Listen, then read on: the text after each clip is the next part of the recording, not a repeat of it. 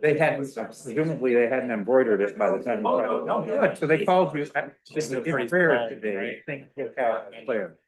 Yeah, you know those guys. Kids, that's there and everything. Oh, Alan is the guy, not the older guy. Yeah. He's the character. He's a very interesting. Live and recording. 45 years of cruise. Oh, yeah. 6 o'clock. Ready. Hey, ready? Ready, Lindsay? I am. Ready, Lindsay? I'm ready. Here we go. Moisturized and ready to go. All right. Are you standing in the hall? It's standing, there's somebody out there walking. I just don't let it. There's one person in the hall. Yeah, it is right there. Who's that? Let that person walk in the door. The community foundation. Oh, okay. Good evening. Welcome to the City of Petoskey, the City Council, the meeting for January 19th, 2026. I ask that you rise with me for the Pledge of Allegiance to the flag of the United States of America. I pledge allegiance To the flag of the United States of America and to the republic for which it stands, one nation, under God, indivisible, with liberty and justice for all.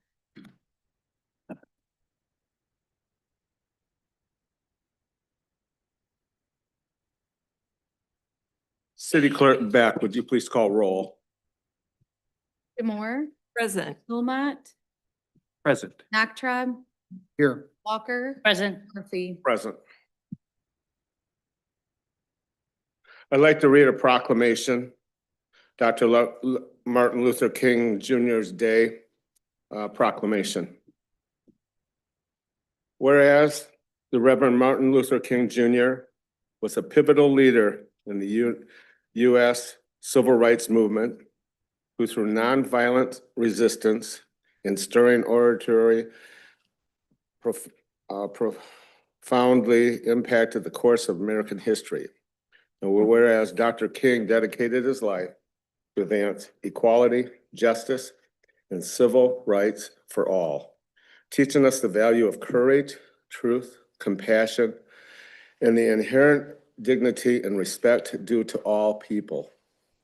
And whereas in his historic I Have a Dream speech, Dr. King shared his vision of a future where all individuals are judged by the content of their character, a dream no less inspirational and important today than when he first expressed it. Whereas Martin Luther King Jr. Day is the only federal holiday designated as a national day of service, a day on, not a day off, inspiring Americans to transform communities through volunteerism and civil engagement. And whereas the City of Petoskey encourages all residents to reflect on Dr. King's principles and the ongoing needs to build a beloved community where we all can thrive, free of discrimination and fear. Now, therefore, I, John Murphy, Mayor of Petoskey, on behalf of the entire City Council, do hereby proclaim Monday, January 19th, 2026 as Martin Luther King Day, Jr. in our community, and I urge all citizens to join in honoring the life and contributions of this remarkable leader. We encourage all community members to participate in service projects and educational opportunities and to rededicate themselves to advancing the principles of justice, equality, and community service. Here's signed January 19th, 2026.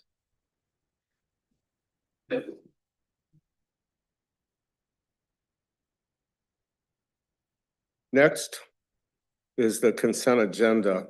It's for the January 5th, 2026 regular session City Council meeting minutes, as well as the knowledge of receipt of certain administrative transactions that have occurred since January 5th, 2026.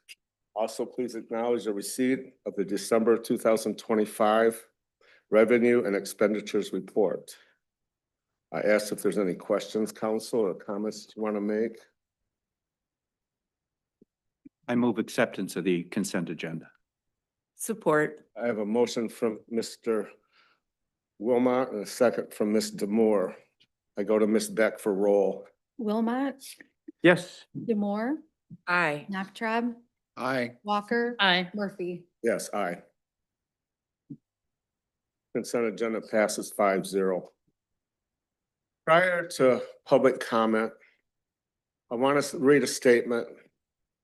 I contacted the city manager earlier this week, last week, I guess it was, and said that I felt that we should design and put out to the public immigration and customs enforcement information that we felt were valuable, I felt was valuable to the citizens.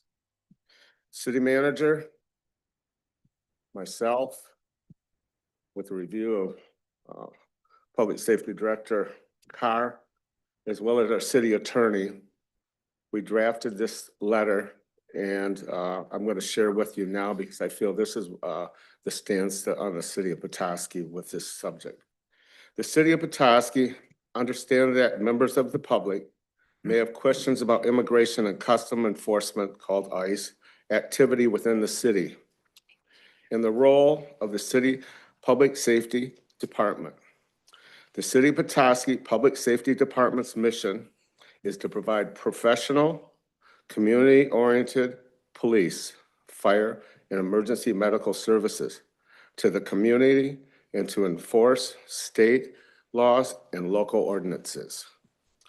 The Public Safety Department does not, I repeat, does not have a memorandum of understanding with ICE and does not participate in the federal government's 287G program, which is used to give local law enforcement officers the authority to perform certain civic immigration enforcement functions under ICE's direction. I say, do not. This kind of partnership with ICE would require the authorization of the City Council, and it has not been proposed. It is not currently under any consideration at all. The Public Safety Department does not assist with immigration enforcement. Does the federal activity within the city, during this federal activity within the city, the department's role is limited to observation and traffic control. Officers do not intervene unless there are acts of violence or a direct threat to public safety. Residents are encouraged to remain alert and to report concerns. If you see or hear suspicious or threatening behavior, call 911. Public Safety Department supports the rights of individuals to peacefully protest and to express their views. It is also important to note that the U.S. Customs and Border Patrol and ICE are two different federal agencies. Border Patrol agents have long maintained a visibility presence in Petoskey as a part of their routine patrol responsibilities. Questions regarding the Border Patrol activities should be addressed to the U.S. Customs and Border Protection in Sault Ste. Marie at 903-632-3383. Petoskey Public Safety and its 20 sworn officers are proud to provide essential police, fire, EMS services to our community. Please call 347-2500 for routine questions or 911 for both emergency and non-emergency needs.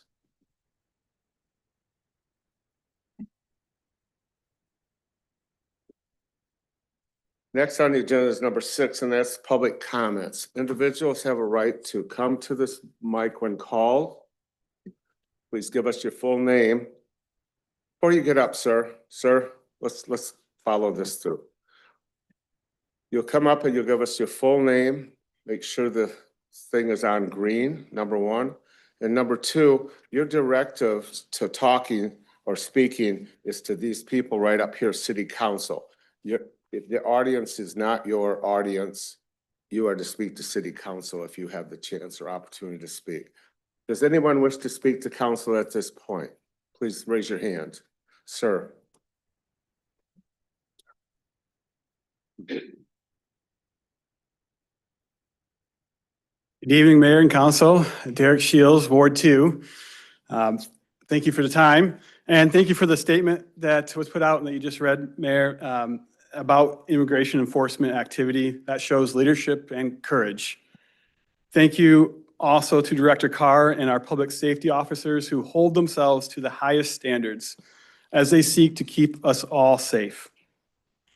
While I can and do trust that statement and our public safety officers, I've had the opportunity to work with all of you, and I look and speak like all of you. Given the moral crisis we are facing, where the federal government is manipulating their structural power for oppressive violence upon people that don't look like us and have accents different from ours, the question I have is, should we do more than say, trust us?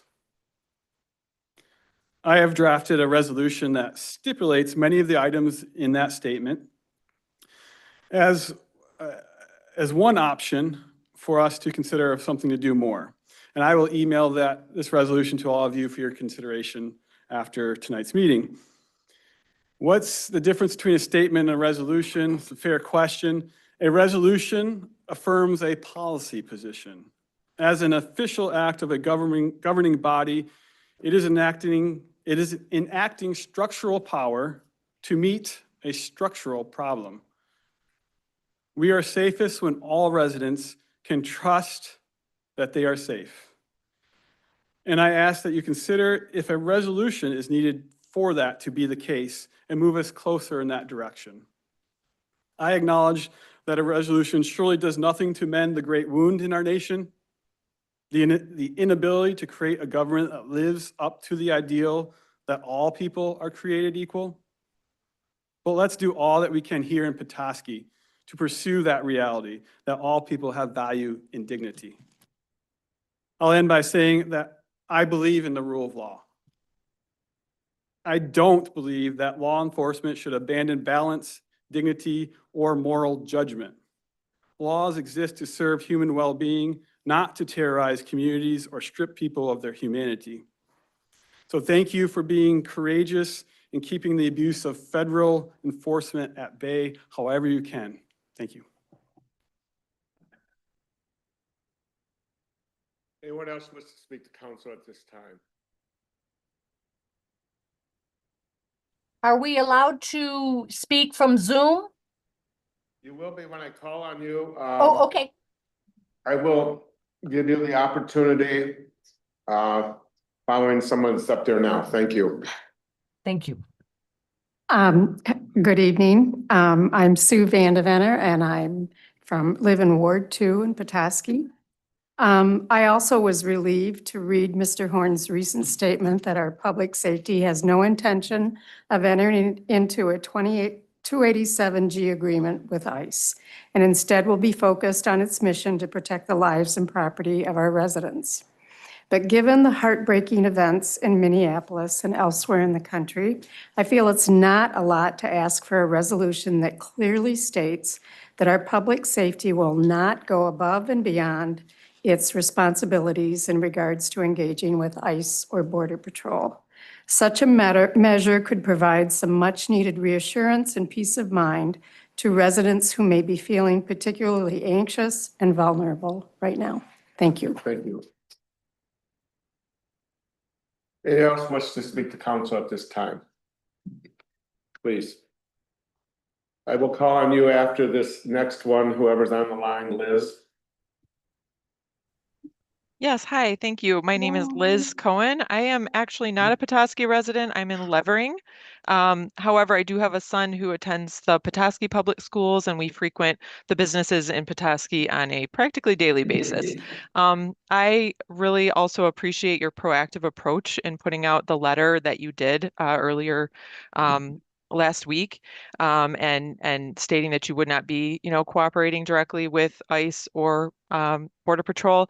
However, I also echo some of the sentiments already mentioned, and I'm looking to encourage you to take, kind of the next proactive approach and proactively stating, through a resolution that, the city of Petoskey not only doesn't cooperate, but is actively working to protect every member of the community. As we know, there is across the country, escalating violence as well as racial profiling.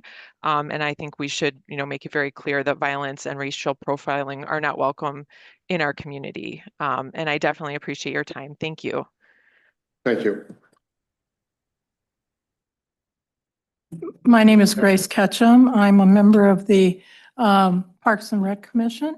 And I just wanted to ask the council to support the adoption of the proposed resolutions in regards to the Winter Sports Park and the Riverbend Skate Park.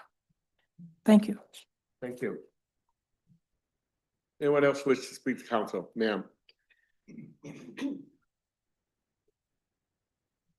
My name is Ann Srigley, Ward 1. I want to thank Mr. Horn for publishing the statement regarding the city's position on immigration and customs enforcement. And I also have a comment about the Winter Sports Park. Is this an appropriate time? Okay. With respect to the Winter Sports Park, I would like to voice my opposition to the city's funding in resolutions 1 and 2.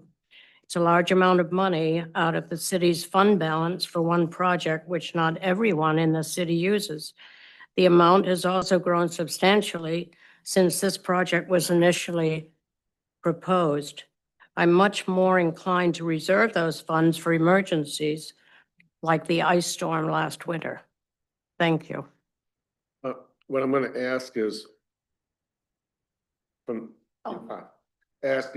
if you have something you wish to discuss on the Winter Sports Park project, it would really behoove us and behoove you if you waited until we come to that. You will have a chance to speak after each of those activities, from the exemption policy to the Winter Sports project. Is there anyone else that wishes to speak to council at this time in general? Yes. Hi, my name is Madeline Parks. Can you hear me? Okay. Yes, go ahead. I'm on. I don't know who that was. We need to get the people here first and let them. Yeah. I think so too. So I don't know who that was. All right, Keep please. moving then. You sure? Hi, my name is Colleen Patello. I'm in Ward 1, right, Lindsay? 4. I'm so embarrassed. I just know it's Lindsay.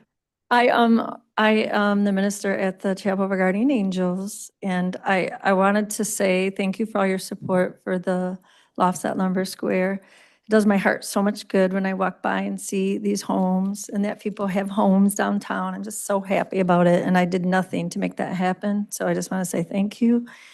And about the, thank you so much for the bravery for posting that letter.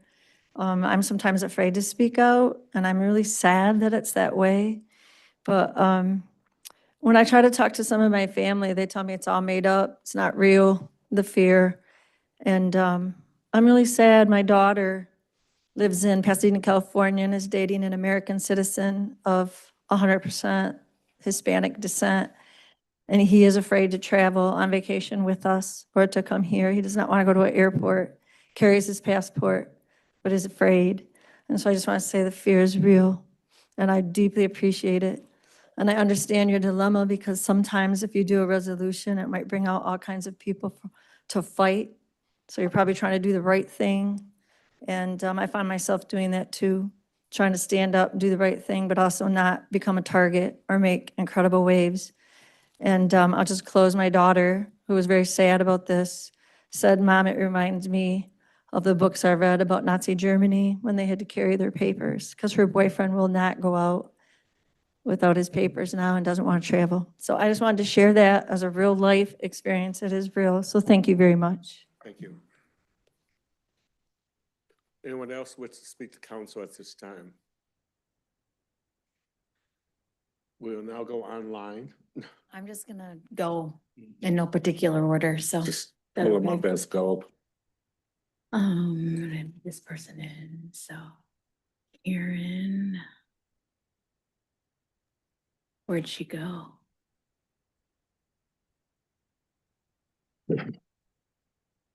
Oh, how do you raise your hand? I don't know. So Erin Dodge is live and Karen Dodge, are you on? Hear me? Karen Dodge? Can you hear me? Yes, you have the floor. Okay, thank you. Hello, Mayor and council members. I am Karen Dodge and I live in Bear Creek Township. I'm going to read my statement here just to keep myself on track. You may have heard that the township and the county approved a PUD for an apartment complex on Intertown Road in the township. I'm here regarding the proposed development of the Anderson Well, which is owned by the city, which development is in the first stages with conversations between the developer and the city. This development could affect residents outside the city limits, particularly those in Bear Creek Township.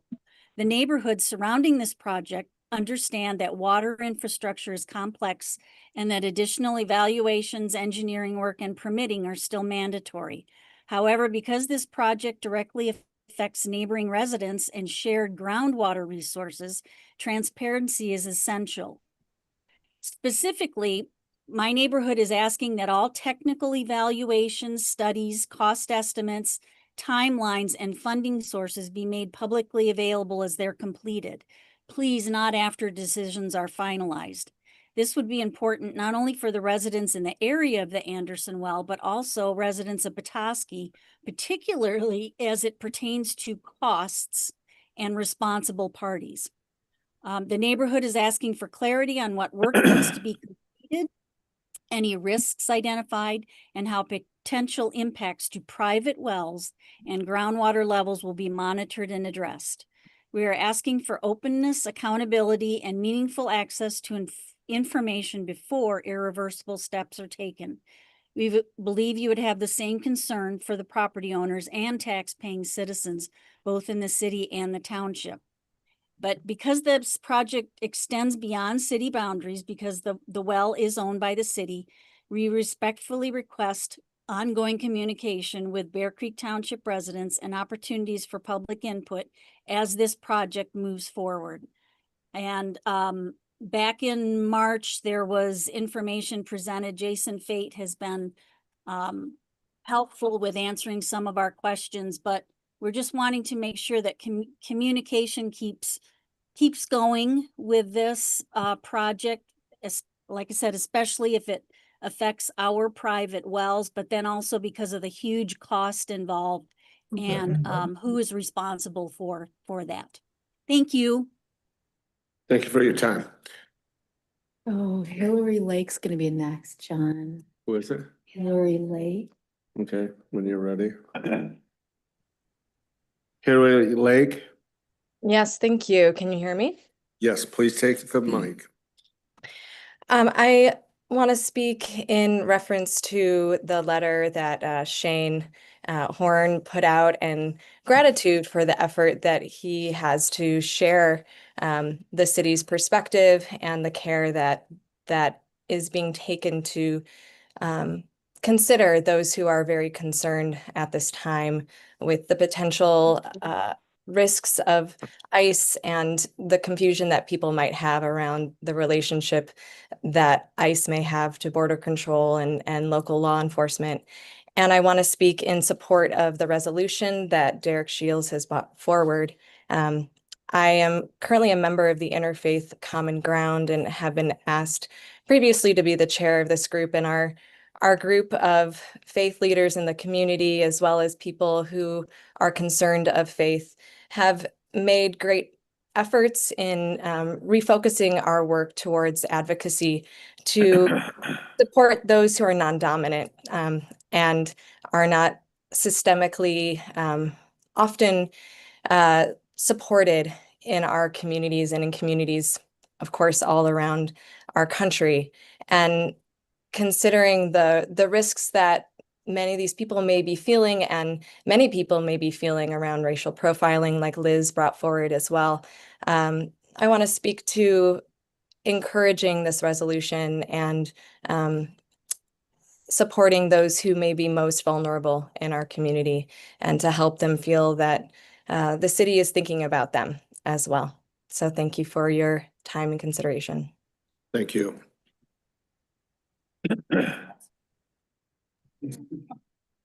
Nikki Devitt's next. Nikki, you're on. Thank you, Mayor Murphy, and thank you, Council. I just wanted to take a minute to recognize the fact that with you in the audience today and online, you have several members of the Leadership Little Traverse class of 2026. For those who don't know, this is a 9-month professional leadership program that the Chamber hosts that is there to inspire and prepare our future civic leaders for the Little Traverse Bay region to hopefully take action and understand the community on a better, stronger level. I'm thrilled that they are there today and those that are online as well. They will be, of course, in City Hall coming up later this year for their full government day. But part of their requirement for their 9-month program is for them to spend time at a public meeting of any sort. To get a better understanding of how public meetings and comments and how it all works in a municipality and how their input truly matters. And clearly today, we've already heard statements from many community members, and I think this is a great example. I think good governance is one of the most important things that we can teach our future leaders. And so I appreciate you all and appreciate them taking the time this evening to be on hand for this wonderful meeting. So thank you very much. Thank you. Anyone else wish to speak to City Council at this point? Ron Marshall. Okay, right. Mr. Marshall, you have the floor. You just muted him, Sarah. No, I said asked to unmute. Mr. Marshall, you have the floor. He was unmuted. Hello, I'm Carolyn Matzinger, his wife. I'm asking the city to consider the safety of the many, many people who exercise their free speech to protest the various atrocities going on in our country. And I know that we are at a vulnerable spot out there at the open space at the City People's Park. I also know that the police or the public safety help out at, like, I don't know, football games and basketball games, and that might include overtime. And I just urge the council to consider the safety of us, people who are protesting. We get coal rolled, toxic smoke blown at us. And I really appreciate many of those perpetrators have been followed up with by the public safety. But if some share a concern that a car could pop the curb and plow into us, I would just, again, urge you to look at overtime and consider that the protests aren't every day. They're not even every week. But I think we're going to have more of them than less, and maybe allocate having an officer right there that could deter someone from mayhem. Thank you so much for listening to me. Thank you. Anyone else wish to speak to council at this time? Can you hear me? Yes. Please give us your name and you have the floor. Okay, I'm calling in, so I can't see anything. My name is Madeline Parks, and I'm calling to thank you as well for the statement that you put out. And I just want to echo some of the things a lot of other people have said for public safety, especially for people that might not look like a lot of us. And so I think it's very important to put a policy in place to be able to kind of back up some of the statements. So I'm looking forward to a moment in time where the resolution that Derek had suggested will be put out, and then that can come into fruition. So thank you again, and please follow up with that. Thank you. Sarah, anybody else? I don't see any hands and I don't see any unmutes, Okay, so I don't think so. audience, you're fine. Okay. Thank you for your comments. City Council, as you know, takes notes and takes stuff under advisement. I appreciate your input. We welcome it at any time. Every meeting, this opportunity is there, along with after every motion that has any action on the agenda, you'll have an opportunity to speak as well. Now I'm going to turn over to City Manager Horn for his city manager's report update for December 19th. Thank you, Mayor. City Council members, just a few updates from me this evening. Just a reminder to residents, Christmas tree drop-off is available at our Public Works facility on Sheridan Street. We'll keep that opportunity available through the end of January, when we will have a contractor come in and grind and chip the material to recycle. So that opportunity still exists. Please do not place your trees in the right-of-way. Instead, make plans to have them delivered to the Sheridan Street facility. Few updates this week on public meetings. Excuse me. Our Downtown Management Board meets tomorrow night at 6 o'clock in the community room for their regular meeting. And then they also have a strategic planning session for the calendar year of 26 to look at their strategic plan and update that if possible. Planning Commission meets for their regular meeting on Wednesday, January 21st at 6 o'clock. That's also in the community room. And then later in the month on the 29th, they're having a special meeting.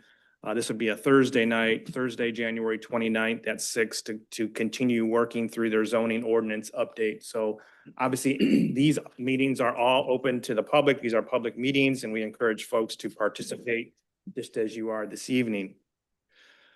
I did reach out to Jane at Northern Homes just to try to get an update on the Lofts project and where their leasing was currently. She did respond very quickly, which I certainly appreciate today. She mentioned as of February 1st, they expect to have 20 apartments occupied. They're actively processing 25 additional applications. 40 households have requested applications. And just as a reminder, leasing is first come, first serve with fully completed applications and supporting documentation prioritized. So far, more than 500 households have inquired about the apartments to date. And again, they're still accepting applications. You can go to their website and apply from there. I asked the same questions to the block at Petoskey, the former Maple Block site. Unfortunately, I could not connect with the developer today, but I will respond back to you all once I hear that update from them. Wanted to send out some congratulations to a few folks in public safety. Our Lieutenant Mike Parker retired at the end of December after 27 years with the City of Petoskey Public Safety. So congrats to Mike. And our detective, Will Bowen, was promoted to his seat as lieutenant. So we congratulate Will for that opportunity to get that position as well. So again, congrats to both. Mike's been a great resource, a great partner with public safety for many, many years. And I know he's left his imprint on many of the younger officers that are with us today. Then just as a reminder, coming up later in February, just marking your calendars, February 13th through the 15th is our next big weekend in the city of Petoskey, our Winter Wonderland weekend. Again, that's February 13th through 15th. We have a lot of different activities lined up that weekend downtown. So we encourage folks to check out the Downtown Petoskey's website and Facebook page and stay informed on all the activities that will be associated with that weekend. Any questions for me? Council, Mr. Moore. Thank you. It's not a question, just an adjunct to the comment about the Winter Wonderland weekend. Since there was an introduction of the Leadership Little Traverse folks in the audience, I also wanted to indicate that this evening in the audience, we have Amelia Schuman and Eloise Jones, both members of the Petoskey Youth Advisory Council.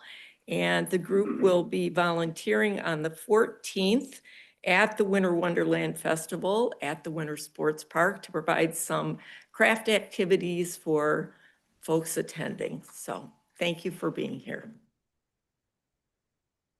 Anyone else? Mr. Knobtop. Yes, thanks, Mr. Mayor. Shane, do you have any target dates on when the zoning ordinances is going to come here before council that we can start reading what they're suggesting? I don't. It'd probably be later in the spring is what what I would project. Mayor. Ms. Walker. Thank you, Mayor. Shane, I did have a question in regards to public comment that was made earlier in regards to this Bear Creek planned unit development on Anderson Road at Intertown Road. Can you remind me, is that the same development that the Salvation Army and our friends at the Anima House were proposing for low-income housing and the shelter? I don't believe so.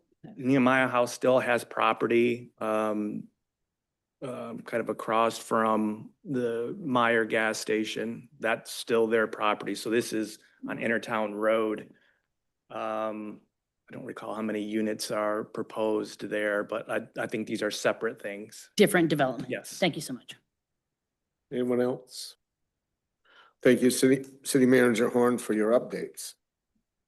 Now we're going to old business. It's the adoption of a proposed resolution approving the 2026 poverty exemption policy and guidelines. And I'm going to turn that over to City Manager Horn for a little update on this. We've talked about this, I believe, at the last meeting. Yep, thank you, Mayor. Just based on your feedback, we kind of went back and I'm going to really give credit to Sarah here. She did a kind of a deep dive with other communities on what other communities provide as far as poverty exemption goes and the guidelines that they use. As you know, historically, we've used the federal poverty guidelines, and it's all or nothing. If you meet the criteria, you qualify. If you don't, you get essentially zero exemption. So one thing that we talked about at our last meeting, I proposed potentially a sliding scale of a 75% bracket, a 50% bracket, and a 25% bracket, essentially using a 5% increase over the federal poverty level guidelines, a 10% increase, and then a 15% respectively in those categories. And then the feedback I received at the last meeting was, well, what about a kind of a straight across the board, above and beyond increase to the federal poverty level guidelines, just for simplicity's sake for our Board of Review members, so they can have all the information in front of them that's required to produce from a verification standpoint. And then it's a kind of another simple process that they can go through. In our review, there are many communities that that just simply have above a certain percentage, above the federal guideline percentage. Some communities do the partials broken down into 75, 50, and 25%.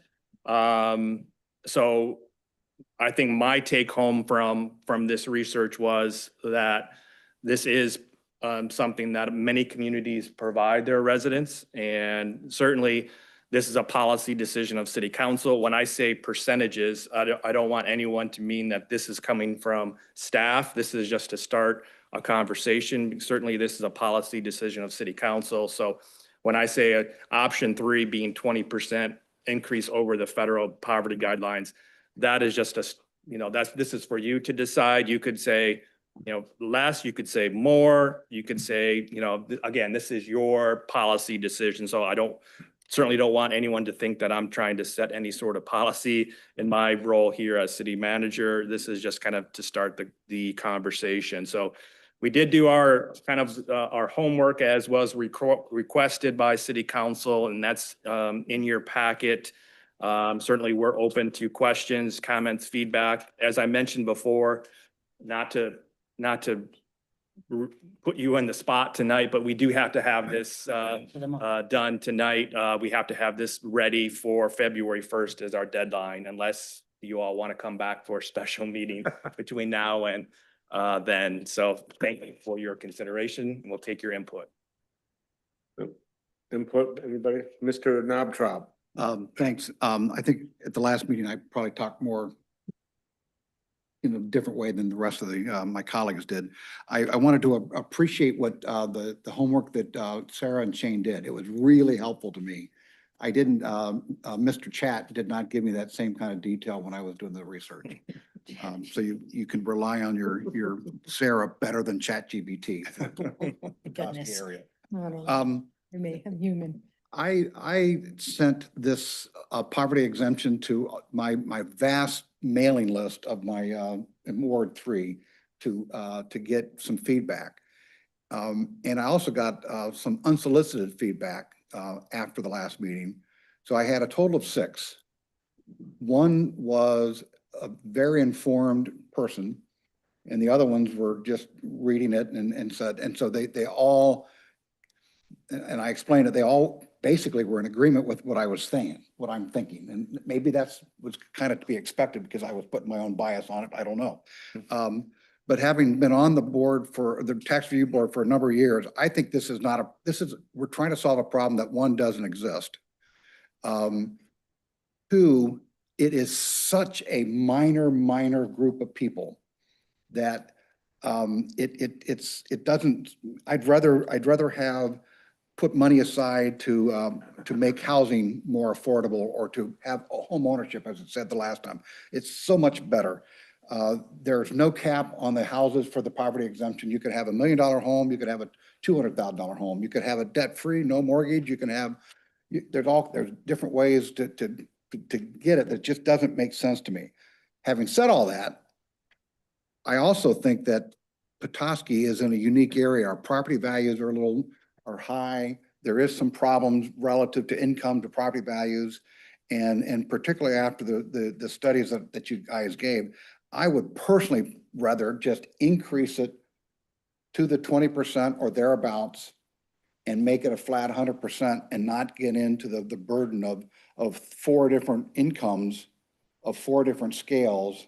The optics of that are bad, and we're only talking a few $1,000s. I'd rather give 100% to everybody at that top level than burden the tax review board with all these applications that I don't think we're going to get.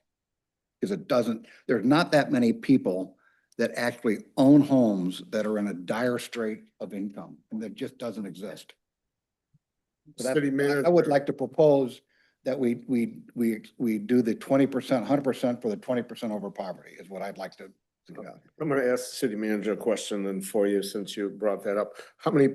Roughly how many people do we have last year that utilized the service? 4. Is there 4? Did we get that? And that's at the 100% number. Hang on 1 second.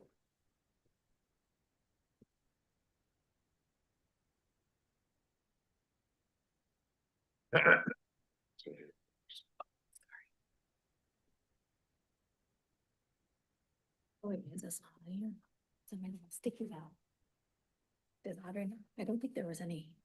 Last year, your question is for last There year. was one in December, but There was only one in December. There was not one in July, but I'm not, the assessor would know how many was. in Okay. 4 of 7 Wait, I have applications that. were approved. 4 of 7. And that is at the 100%. So now we're talking of another group of people just below that. And looking at it, would it behoove us to assist those people when you're talking of $18,000 a year income, which has to be a real struggle. So I'm sorry, Mayor. So from 23 to 25, we had 3 applications and all were denied. They didn't meet the requirements. So from 2016 to today, our total was 9. Okay, So we're not talking a large volume. we're not talking a large volume, but that's the people that would qualify for 100%. Yep. And we're talking of If we possibly, looked at, the analysis was that on those 3 from the last 3 years that were denied, if we ran the calculations that we're proposing today, they would have qualified. And let's see. Right. okay, Because it was 20%, we just give the assessment. Yeah, so we did the 20%, so that they would have qualified. The resulting tax impact was just over $3,000. okay. So the total of lost taxes dollars by the city is roughly $3,000. Okay. I think Mr. Moore had her hand up first, and then I'll go to Mr. Wilmot. So I'll begin with where I agree with my colleague, Mr. Nachtraub. And I agree that option 3 with 100%, increasing that by 20%, we should absolutely do. I agree. However, where I respectfully disagree is that it is simply speculative to say that this impacts a minor group of people, because we've never utilized the 75%, 50%, and 25%. And indeed, this may be a minor group of people to whom a 25% exemption could make a major difference. When you look at these income levels, as you stretch them out from the 20%, 100%, the income levels are remarkably low. It's hard to understand how people sustain themselves. So the ability for them to apply for a 25% exemption might be a possibility for them to buy food, to repair something, to pay their utility bills. And as I said at the last meeting, in the context of the city extending 12-year tax freezes to developers in our community, I think it's absolutely imperative that we look to the interests of those economically least among us and extend these guidelines to those 75%, 50%, and 25% categories.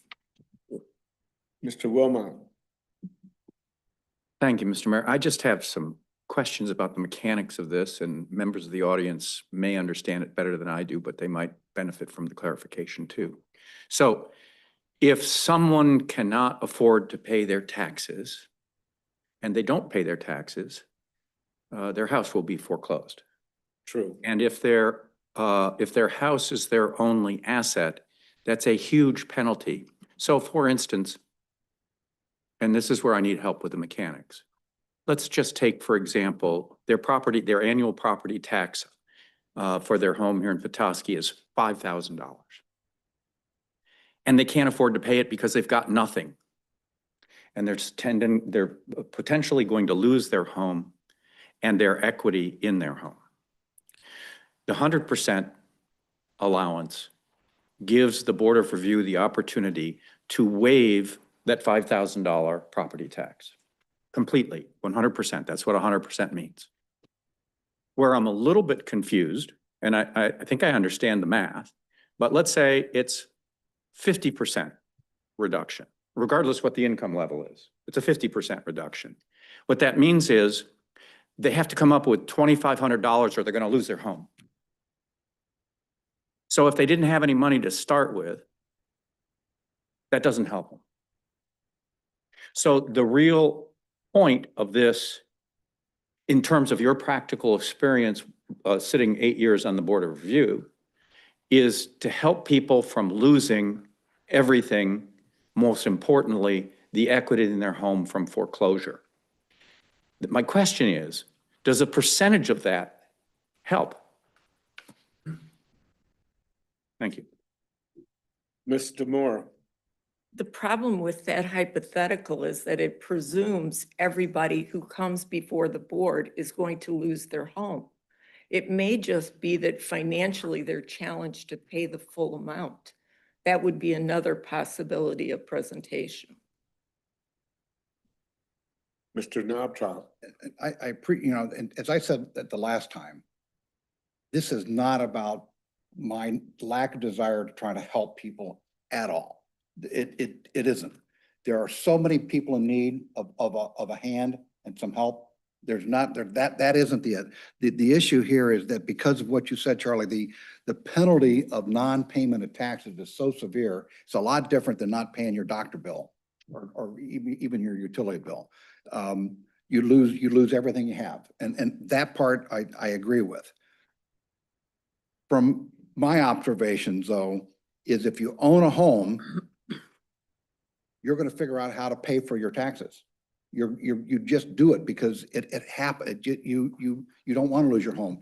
The intent of the act is for those dire situations that you find yourself, that you might have inherited your home from somebody and you have no money to pay for it. You're trying to figure out how to sell it. You're trying to figure out how to do whatever. You got sick, you got laid off, those really dire things where it's literally no money to do it. As opposed to, hey, if I've got a bank account of $20,000 or $20,000, I might be able to pay it probably isn't $5,000 in tax. It's a lot less than that on the homes that it's related to. I mean, a lot less than that. And you know, there's different ways to get money to pay your taxes. It just is when you literally don't have it, is I want to help those people. And I think it ought to be, and the burden of this of 4 different categories, I just think is something that we don't need to do. To just help people. I want to save their house. I don't want to just give them an extra $200 and off on their taxes. Ms. Demore. So given the economic challenges that a lot of folks are experiencing right now, it's unclear to me what the downside is of offering these percentages that are less than 100%. Thus far, all I've heard is, you know, there could be some difficulty in calculating it. I have full confidence in our ability to calculate this. And if somebody wants to explain to me what the downside of having this opportunity out there for folks who might qualify, I just guess I haven't heard that yet.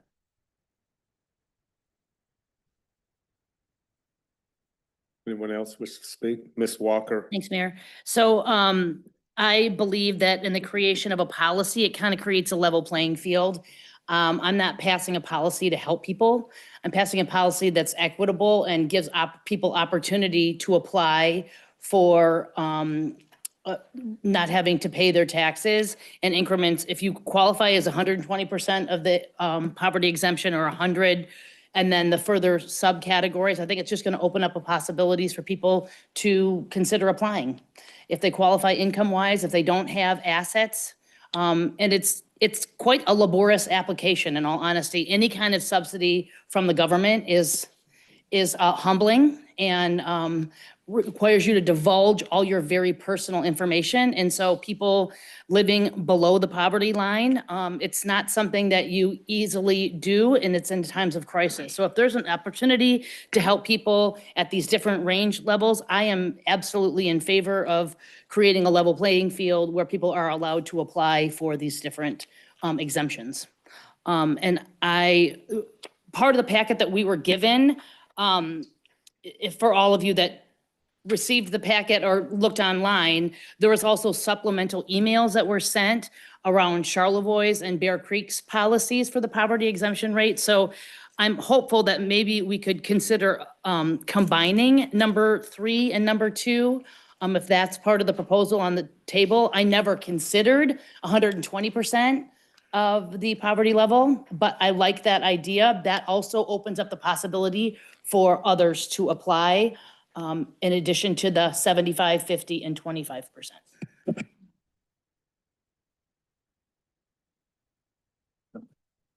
Any other discussion?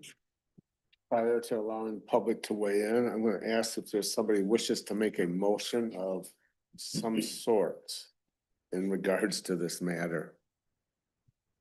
You ready for a motion, Mayor? If you raise your hand and say, I wanna, yes. I'll Okay, make a motion. please do. I would suggest that we make this motion based on option 3, with the addition of the categories of 75%, 50%, and 25%, calculated at the rates utilized by the city manager previously, and you can correct me if I get this wrong, Mr. Horn.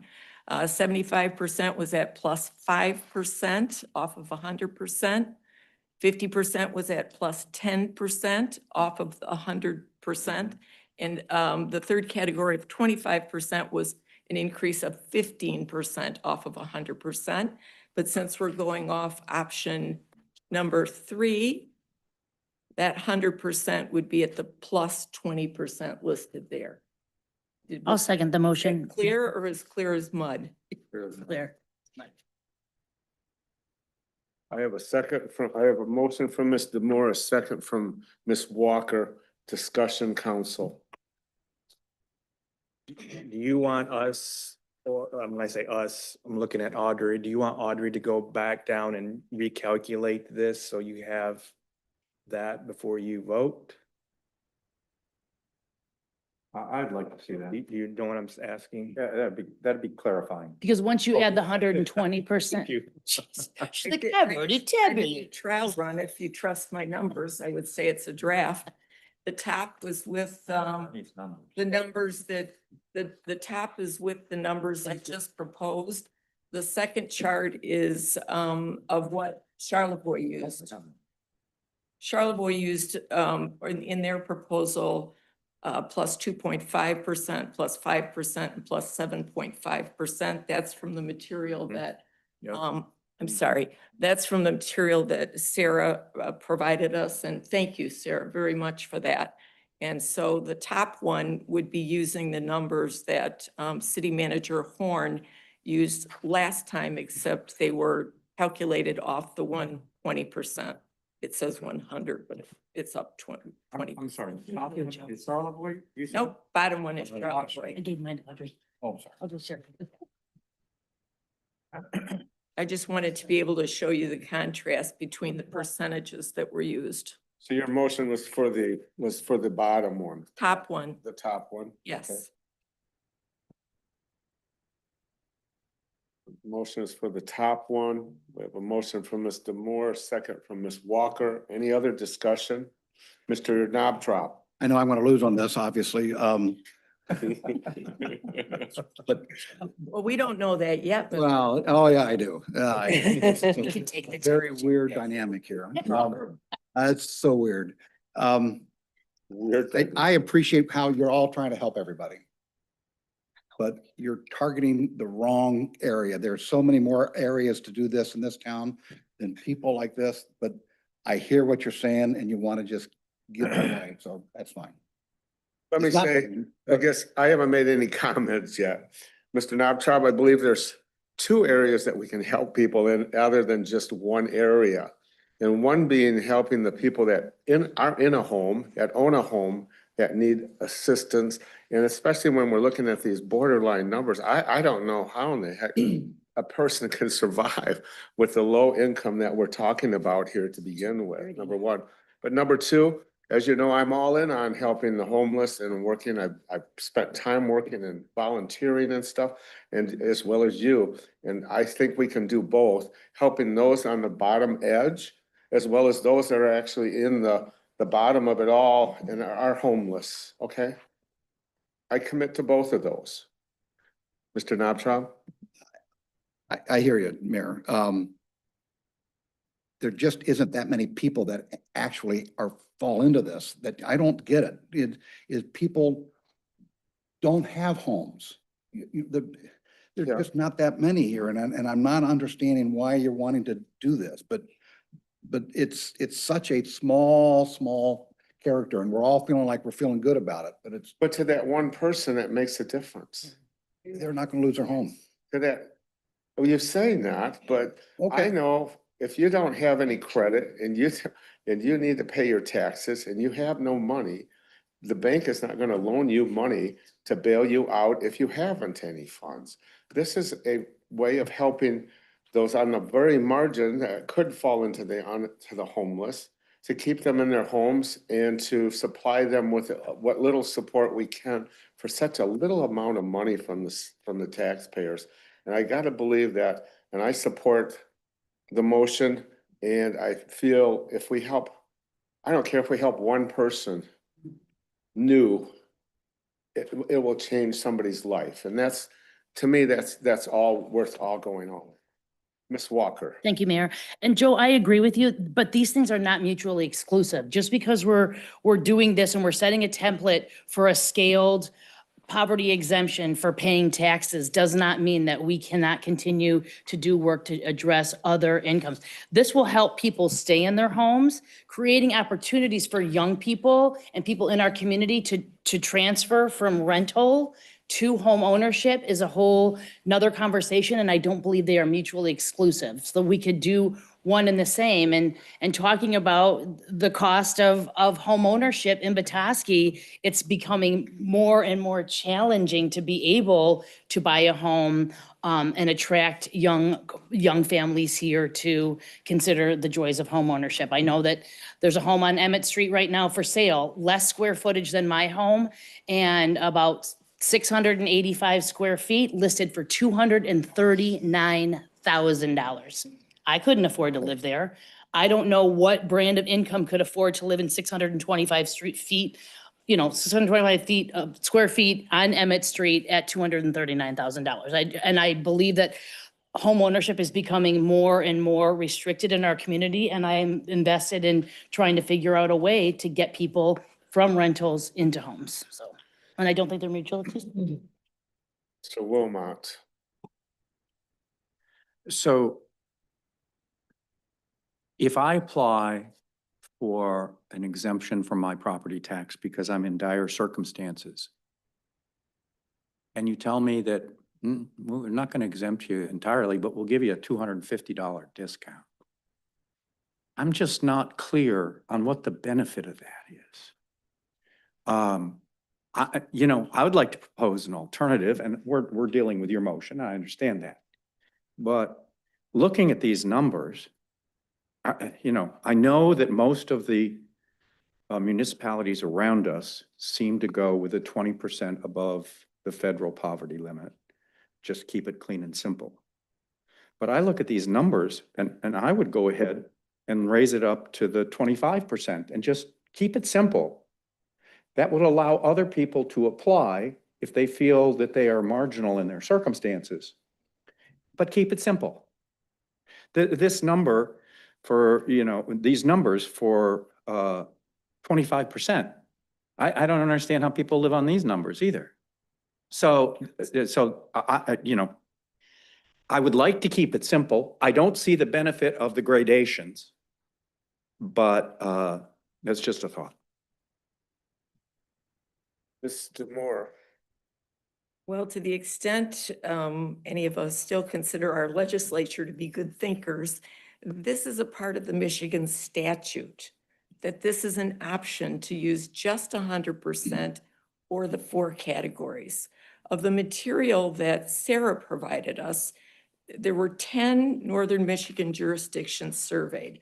All but one of those Northern Michigan jurisdictions offered partial exemptions or were proposing to do so. Again, I'm one that says we shouldn't do what we do based on other communities, but that's what's there.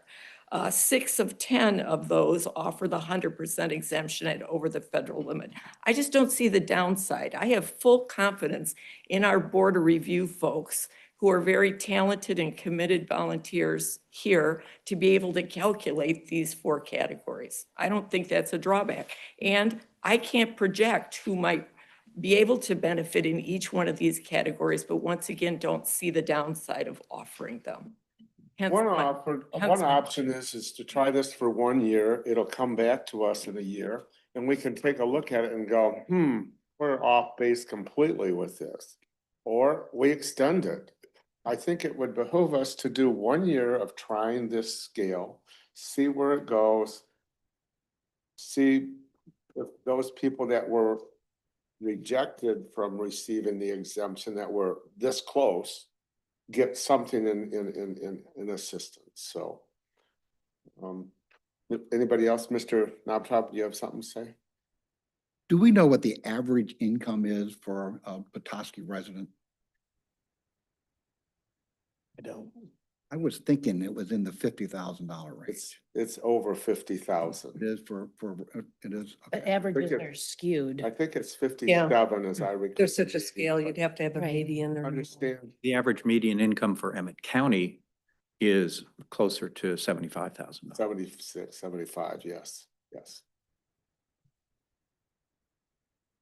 So, any other discussion? Public wish to weigh in on this, you have come up, give us your full name, and you'll have time to speak to council regarding this matter before we vote on it. Does anybody wish to speak to council? Online, does anybody wish to speak to council? No? I go to Ms. Beck, our city clerk, for roll on this. Demore, Aye. Walker, Aye. Wilmot, I have a quick question. Sorry about that. But the 1 year trial period, does this come back annually anyway? It does, yes. Aye. Nay. Knobtop, Murphy. Aye. Motion passes 4-1. Can I just say for the record, Mayor, that I certainly defer to our financial person's calculations of the +5, +10, and +15% to the extent I have made any errors. Thank you. Okay. 4 more items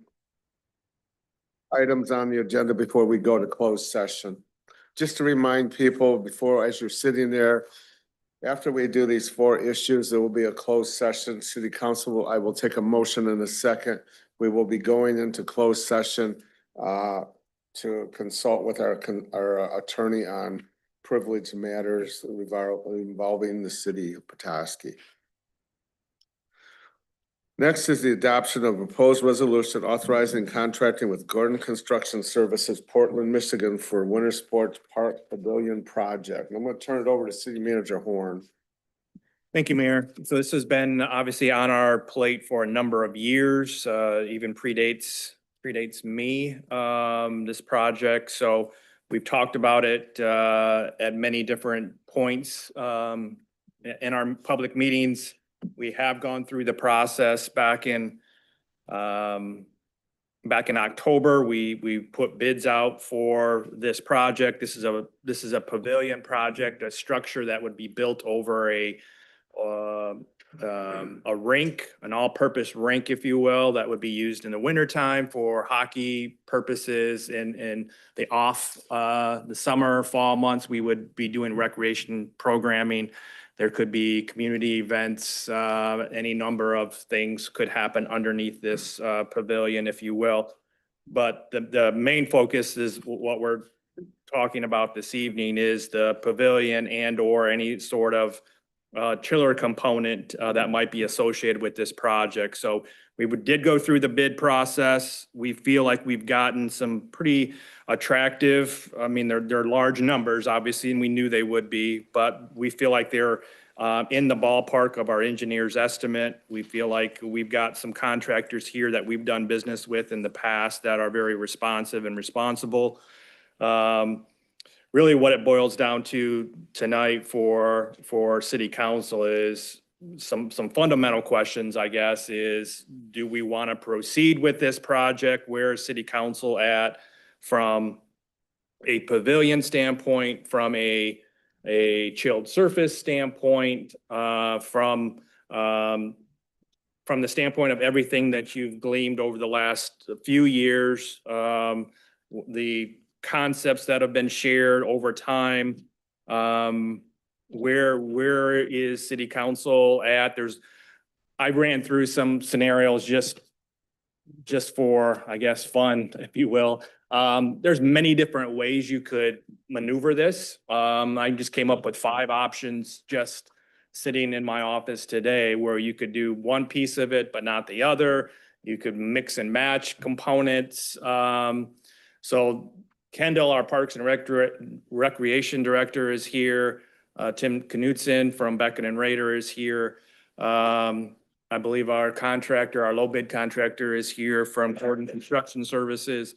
So we're here to be a resource to you to help you make some decisions on how you would like to proceed with this project in any form or fashion. So I guess we'll have Kendall, if you want to come up to the podium and be available, we'll turn it over to City Council for questions. I'll start with somebody have any questions.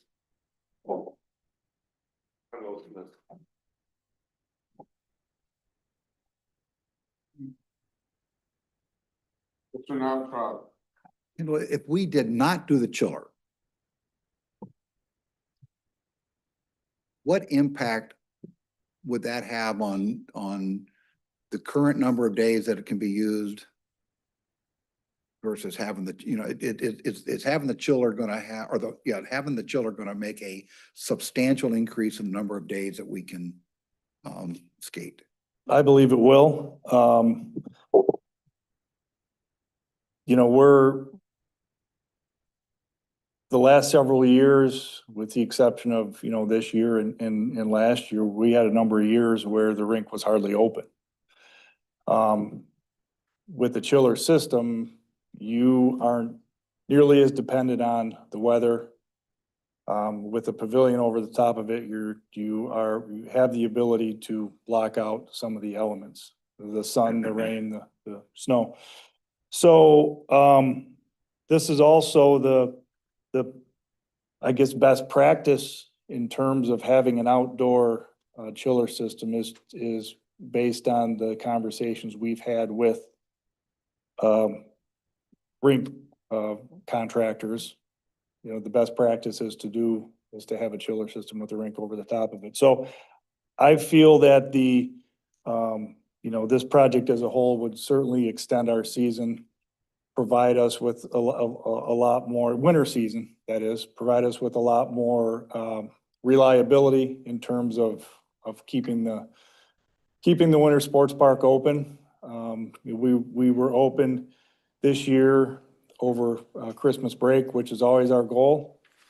You know, this would certainly allow us to at least have an element of the park open prior to that, and also in the kind of the shoulder season, the February, March.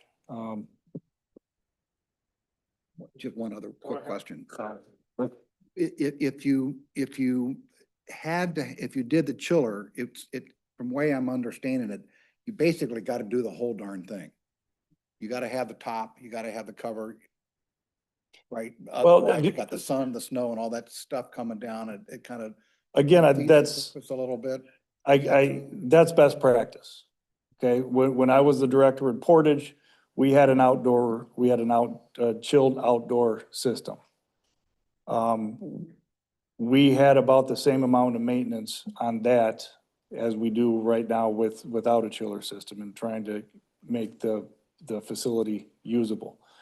In addition to that, without a cover on top, the compressor is going to constantly run when you get those warmer weather, so you're gonna have a higher utility cost. So, does that answer your question? It sounds like if you're gonna do the chiller, you better do the pavilion too. If you're not That would be my if you're not gonna do the recommendation. chiller, then it isn't necessarily as critical to do the whole project. That would be my recommendation. Again, City Manager Horn has come up with different scenarios. You know, that could include, you know, anything from doing nothing to doing everything. I think the trade-off there, council member, is like days like today without a cover over that, it would be hard for us to keep snow off of it. So we'll be brooming it constantly to make it usable. Certainly, I think you can still have a chilled surface without a cover. Places, Portage did that, other communities do that. I guess the trade-off that you would need to accept is your utility cost would be much higher. But, you know, the cost of a chiller is pretty expensive, and the cost of a cover is fairly expensive. So I guess you just weigh that out.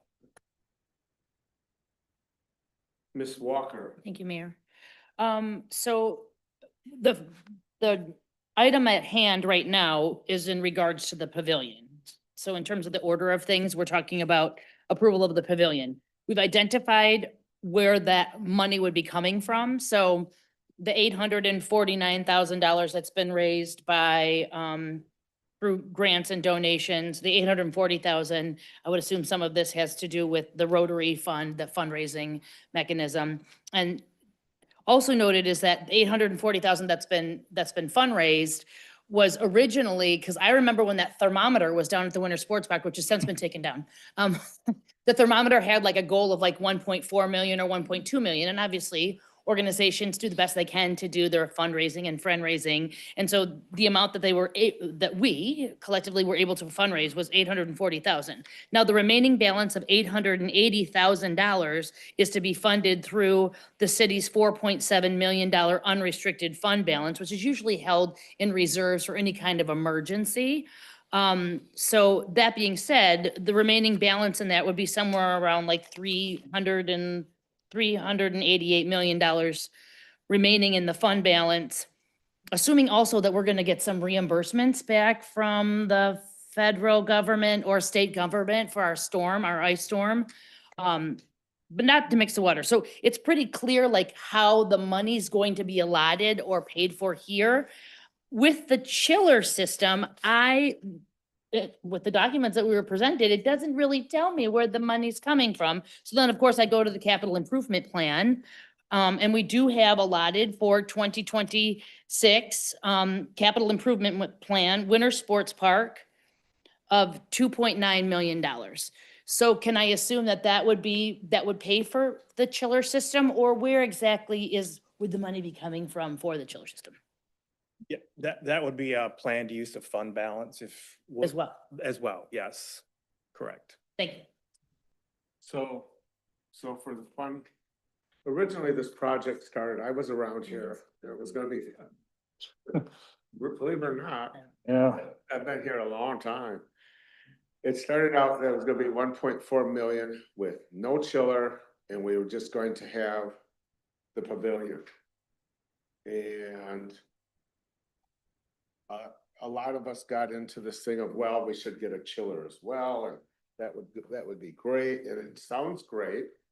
But when I look at the cost now getting up to 1.7, over 1.7 million for this construction, that leaves us short $880,000. Then if you take the chiller at 1.6 million, now we're looking at 2.4 million coming out of our fund balance. And that means that was gonna cut more than half of what we have for our backup. I'm in support of the pavilion for this reason. It's a 4-season piece. It allows us to have activities going on throughout the year in that facility that otherwise couldn't happen because of weather. We're talking of weddings, we're talking of broom ball, we're talking of summer day camp, we're talking of many uses that place can be utilized for, small concerts, the farmer's market. And I'm sure if we all took a piece of paper, we could come up with 100 things that place could and might possibly use for other than just skating. Because I looked at this as a 4-season piece, and that was why I really supported the pavilion. It was going to be a 4-seasonal thing, not just a skating thing. I think with this construction of we put in $1 million basically to get the thing covered, utilizing the grants as well as us putting in $1 million of our fund equity. I'm more comfortable doing that than to take out another 1.6 million for the chiller. The chiller sounds great. I just think that with the situation of having to go sooner or later for a parks millage with people and asking them to come up and belly up to the table with a little more to improve our other park pieces, I believe we should have a rope tow at the Winter Sports Park. If not one for skiing, but I think possibly a second portable one that we talked about for the sledding hill. I think we can do those things and look at those things and possibly take maybe a little fund balance that we have to support that activity as well, and making some improvements, small improvements in our local parks, our neighborhood parks. Not a whole overhaul, a playground area piece, a walking trail through Curtis Park, some small objects. And I really feel I will support us putting a pavilion in, because I think that would lengthen the skating piece of it, but it would also provide us with many opportunities more than just what we have now for general group activities. So that's my stand on this one right now. Mr. Wilmot. I've given this some thought and organized my thoughts here in writing, so it's probably easier. Pardon me, I like to be extemporaneous most of the time, but allow me, if you would, to read this quickly. For the record, I support both resolutions, one for the construction of the all-season pavilion and two for the addition of a refrigeration system. Winter Sports Park has provided fond memories to generations of Petoskians for over 125 years. It's one of our city's uniquely glorious outdoor parks and a major contributor to the city's enviable brand, culture, and economy. Yet this wonderful asset badly needs a new love and investment. Yes, we've recently fixed the roof and windows on the warming house, but much more needs to be done. One of the park's most prized features, the lower skating rink, AKA the hockey rink, is also particularly rough condition after 3 decades of wear and tear. Repairs and improvements to the lower rink have been discussed, debated, and argued for the better part of 10 years. Through the generosity of Rotary, the Scholl family, and other citizens and organizations contributing to the Friends of Winter Sports Park, over $800,000 was raised specifically to upgrade the rink and add a pavilion cover to better protect it from the main enemies of natural ice, the sun, the snow, and warmer temperatures. To me, the fundraising success of the Friends of Winter Sports Park is a huge indication of the community's support for this project. In addition, while this fall's Winter Sports Park Master Plan survey did not include the pavilion project in particular, nearly 400 city residents completed the survey, and improvement of the skating facilities and addition of refrigeration were among the strongest and most frequently mentioned priorities. There's little doubt in my mind that the public support for completing this project is very strong.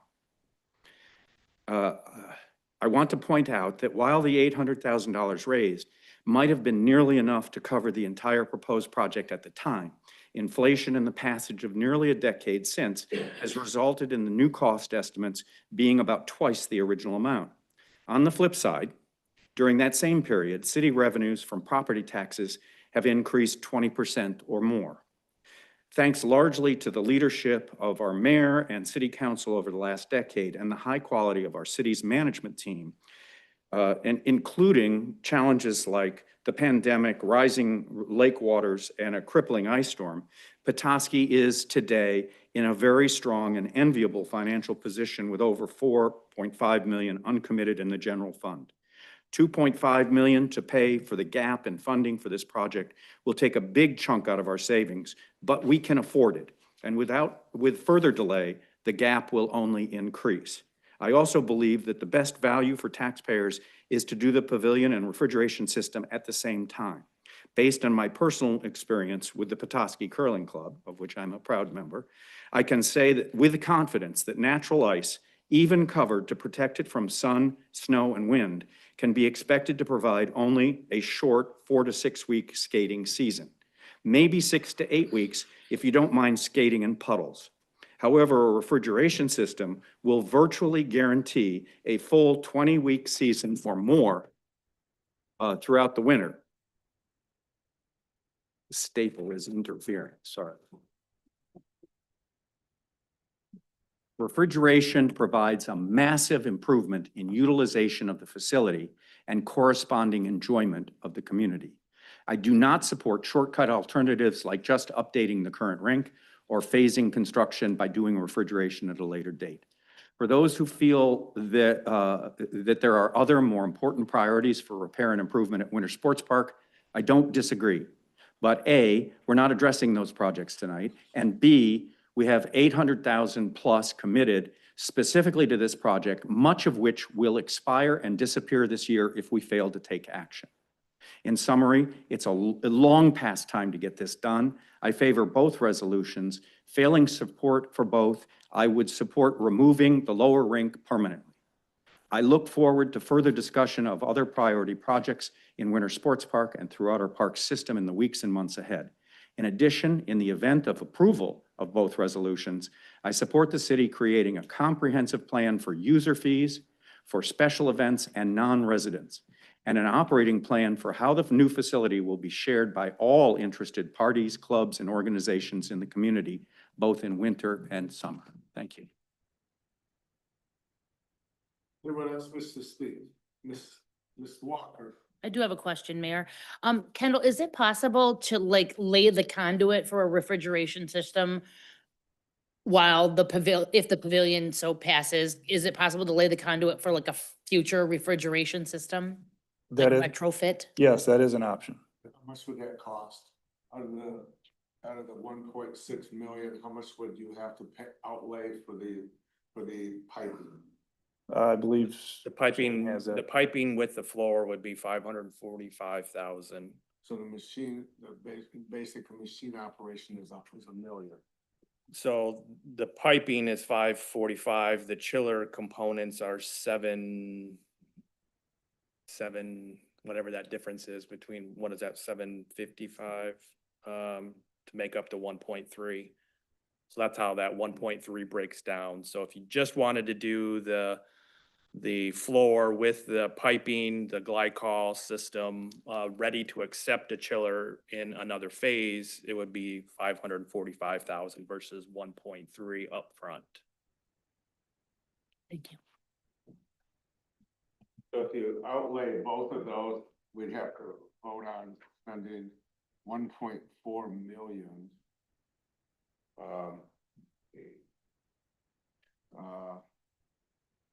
1.42 million. 880,000 and 545,000 is 1425. No, You gave me the numbers. so the pavilion, Is 880,000 short. Plus the 880, plus the 840. We have. yeah, so if 840. you, The total cost for the pavilion right now Coming out of general fund. is 1.7. You have 849,000 collected. That difference is 880,000. Yes. And then you add to do the piping 1.3. is another, just the piping alone is 550,000 rounded, 550,000. So 880,000 is 1.45 million. So that's putting the piping in the ground and waiting and trying to decide where you're gonna come up with the other $1 million for the power plant basically for it. So where do we get that? So we go and we put that in, we spend 1.4 million of our, we spent 1.4 of our 4.6 million to do this. How long does that sit before we end up having somebody come up with $1 million to put the power system in for the thing? Because the total cost really is 1.6 million for the rink installation for chilling. so one option that we learned recently was if we wanted to do the pavilion, we wanted to do the floor with piping only, they do lease or rent chillers for the season, to essentially buy us some time before we're ready to bite that next chunk off. So we could consider that while we're in that mode of getting resources to complete the chiller project. We could lease or rent a chiller component for a season or two to. How much is that? I don't know what the cost was. Yeah. We didn't really get that far. I don't think we made it that far in that discussion. What is the maintenance cost? What is the cost of energy to run this compressor if we did have this? What would be the monthly cost in the wintertime? And the odds on the ends as well. Well, there are a lot of variables in that question. It could be a couple $1,000s a month. The warmer it is, the more it runs. It does, how the compressors work is there's basically a temperature gauge that measures the temperature of the ice surface. So, the warmer it is, the more that the compressor is going to run. Obviously, when it's colder, it won't run nearly as much, but I think it would, it could be a couple $1,000s a month. At least I would think, Mr. Moore. So like my colleague beside me on matters of import, I prepare a written statement so I don't miss anything. So I will read that to you now. The journey to where we find ourselves tonight began on February 15, 2021, when this city council, before my tenure, approved submitting a grant request for $300,000, which was half of the stated $600,000 project cost for the Winter Sports Park Pavilion at that time. The required $300,000 match for the grant was pledged from Rotary and other community fundraising. So at that time, at inception, the city committed $0 taxpayer dollars to the $600,000 project. That was the originating ask for the pavilion project. Fast forward to the matters before us today. City Council is being asked to allocate approximately $880,000 for the construction of what is now a $1.72 million pavilion, along with a $1.59 million for a chiller system, for a total of about $2.5 million as an extra budgetary expense using taxpayer dollars held in the city's fund balance. This represents 53% of the $4.7 million fund balance. And as just was mentioned, a remaining significant unknown is the downstream costs of operation to city taxpayers. One commonality in all the input I've received on the Winter Sports Park is that it is a uniquely valuable community gem. I agree. But projects and community needs and desires evolve over time, requiring a fresh look. Consideration of a $600,000 project with zero commitment of city funds is completely different than a $2.5 million project funded by taxpayer dollars before us today. While I genuinely respect, and I say this looking right at Mr. Klingel-Smith and others in the audience, the efforts of all involved in this project to date, for the following reasons, respectfully, I will not vote to move these two proposals forward. For the following reasons. First, as a fiduciary of taxpayer funds, I believe that fund balance should be used conservatively and reserved for essential and emergency needs of the city, not wants. As an example of a need, the city expended more than $1 million as a result of last year's unexpected ice storm, some of which, as my colleague indicated, we hope will be reimbursed by the federal government. Secondly, I believe that this large of an expenditure for a want should be decided by residents at the ballot box. Residents were surveyed regarding their wants for the Winter Sports Park, but the pavilion was not included in that outreach. People may have independently offered comments, but we were not asked to comment on the pavilion. As a result, we have no context for how this project and associated expenditures would be prioritized by the community among other winter sports park and other community-wide possibilities.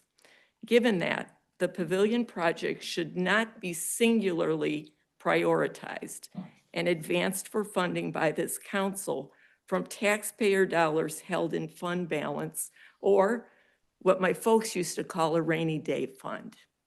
Thank you for your consideration of my input. I appreciate it. Mr. Knobtrop. That was very good, Tina, by the way. I tend to have a lot of agreement with what you also said, Charlie. I don't have all the history that you guys have in the winter, this whole thing. I really don't. I've also been a proponent that we have a strong fund balance, and I do think we need to spend that down a little bit and use it. I'm having a hard time prioritizing this 2.5 million with all the other things that we spent through in the capital improvement plan, that there was a whole bunch of things there that I really think would be great for this city. And if I remember right, the bogey down at the end was like 30 million of unfunded. I don't remember the exact amount. Yeah, the unfunded project. The unfunded project, In the end, 30 or 40, 27. 27 million. And that also is, if I had to choose, I'd have a hard time saying 2.5 for this without revisiting all these other things that I think is really good.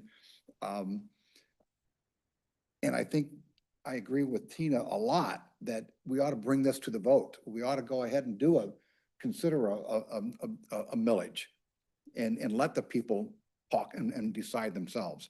So I tend to lean toward Tina's position at this point. I tend to lean towards not doing the chiller. The 1.6 million I think is too much. I am in favor of taking 880,000 out of our fund equity. We have 4.6. We should be getting some back this year.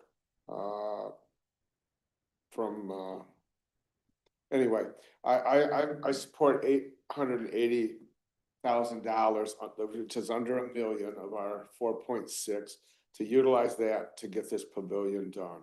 I feel it's a 3-4 season piece. I think it's a benefit to the city. I think it will extend skating. It'll keep the rain off. It'll keep which is always crippling. It'll also keep the snow off. I believe that at this point, that would be what I feel supportive in moving towards that motion. I believe, like you say, we do have some good fund balance. We could have another ice storm that could take us out for $2.5 million.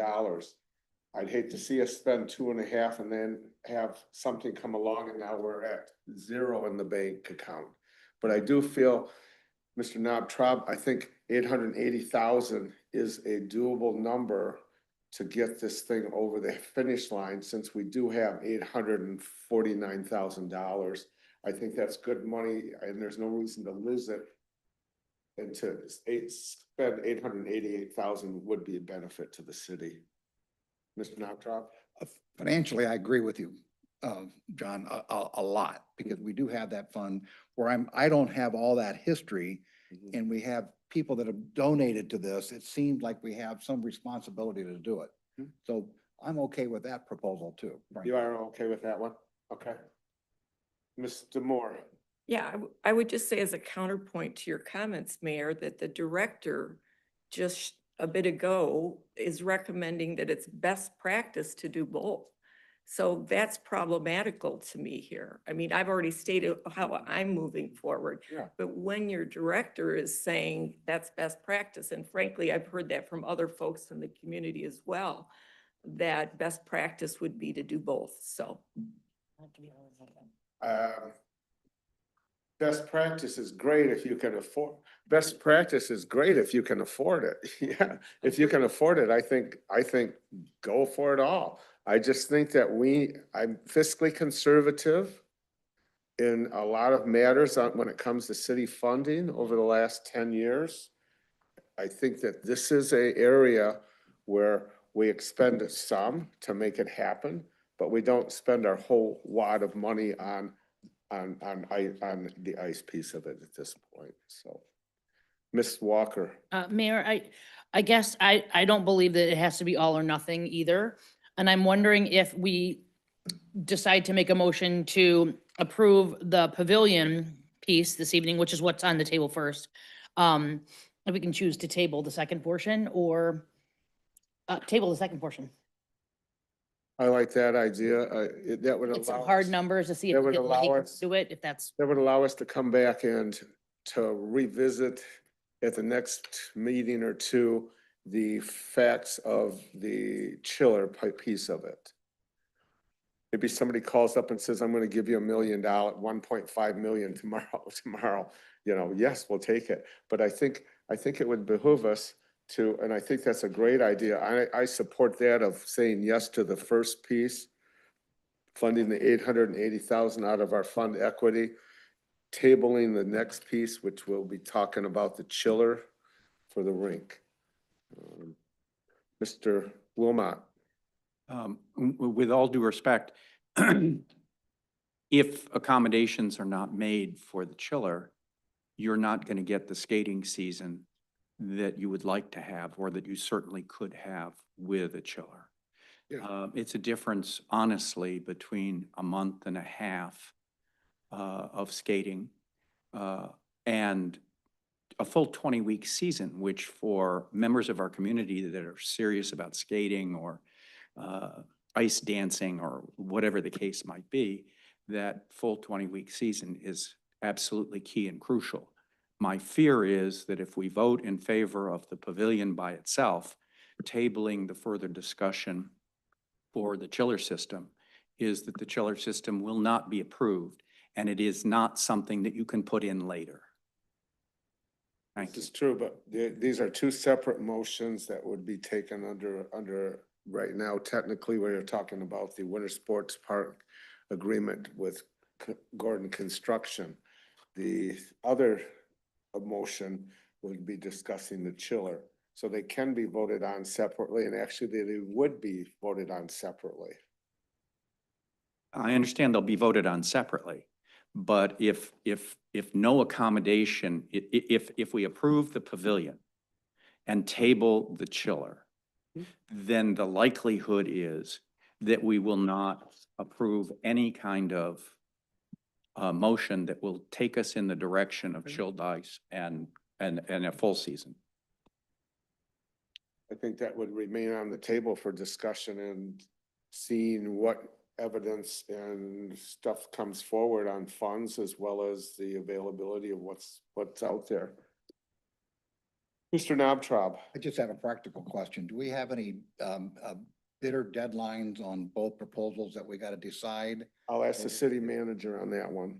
I will say, and I give credit to Gordon Construction, they've really tried to hold pricing.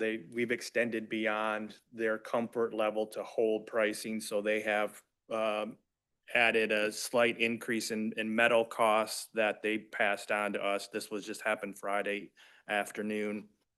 So there was about a $60,000 additional cost because we've extended beyond the 60-day time period. So It's 1.7 million.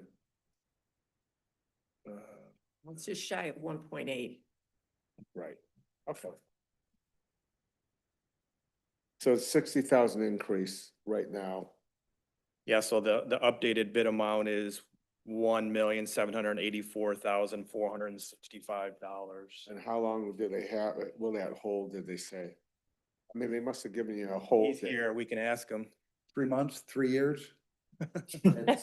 It depends on the steel supplier, but I mean, you can see from 2020, it went from 300 or 600,000. I mean, construction just going nuts. So Are you it in doesn't go down. It only Are you goes in a up. 2-week hold? Are we in a 2-week hold with this with you? I'm sure we can do 2 weeks. Yeah. 'cause the deadline was December the 1st. So you're willing to do a 2-week hold on city giving you the heads up on this? Okay. I personally am supportive of moving forward with the construction and discussing, even tabling if you wish, the chill piece. So the other piece of this, and I don't want to keep adding more things to this, but as part of the Service proposal, which is our chiller manufacturer, they they had, and correct me, Tim, if I have this incorrect, the cost for the boards and glass are, we got used back in 1990. 92. So there is a cost that was involved in the Service proposal to replace, to add new boards and glass at $240,000. So that's on top of. That's not in One of these Gordon's numbers. bid. Obviously, that was in the other one, but I just wanted to throw out there that we could put back what's there. I don't recommend that, but I'm just throwing ideas out. I looked at what's there and that needs to be replaced, period. It needs to be replaced. So what you're saying is if what we have from Gordon at 1.78 added to what would complete the rinks so that the rinks that have the boards and are complete, ready to go. Yeah, so you'd have the 1.78465, you'd have the 139,450 for the rink floor, and then 240,000 for the boards and glass. I thought, wasn't, Tim? didn't we already, it says attached, let's see, add alternative 1A, including both the cement unit, retaining walls, concrete, page 51. I don't know what that is. Tim, you want to come up? That was for seating, which was not included in that bid. The bleachers, right. Correct. Okay. So what is the total cost? If we don't put the chiller in, what is the total cost of this project for the construction with Gordon And bleachers. and what else? And he mentioned the boards? The boards and glass, yeah. The boards and glass. Boards, glass, and Gordon Construction. What is the total of that, please? I thought that was part of this whole package. It is. But if, I see, it's in the chiller, you put It's in the next, put that in the chiller part rather than the construction of the Pavilion. Okay. So move that over to the construction of the pavilion and how much money is it now? This is like where's my number at here? Tim, did you have something you needed to correct?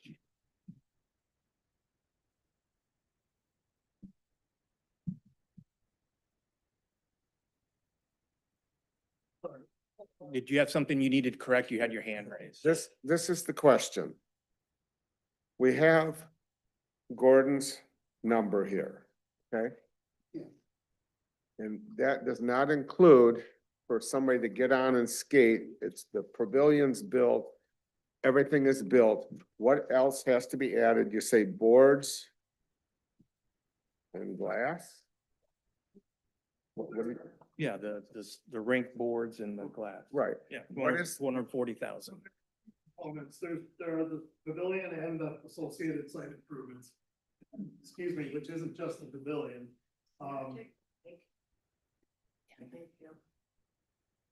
It's on. So we broke this into three components. The pavilion and site improvements were 1.72 million. The chiller floor was 1.3 million. And the new boards were 240,000. So the boards and glass are basically 240,000.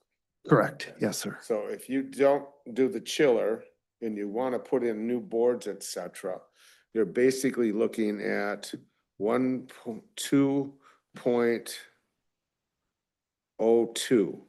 million, 2.02 million for the total construction and the boards and the glass, the floor and the pavilion at 2.2 million, 2.02.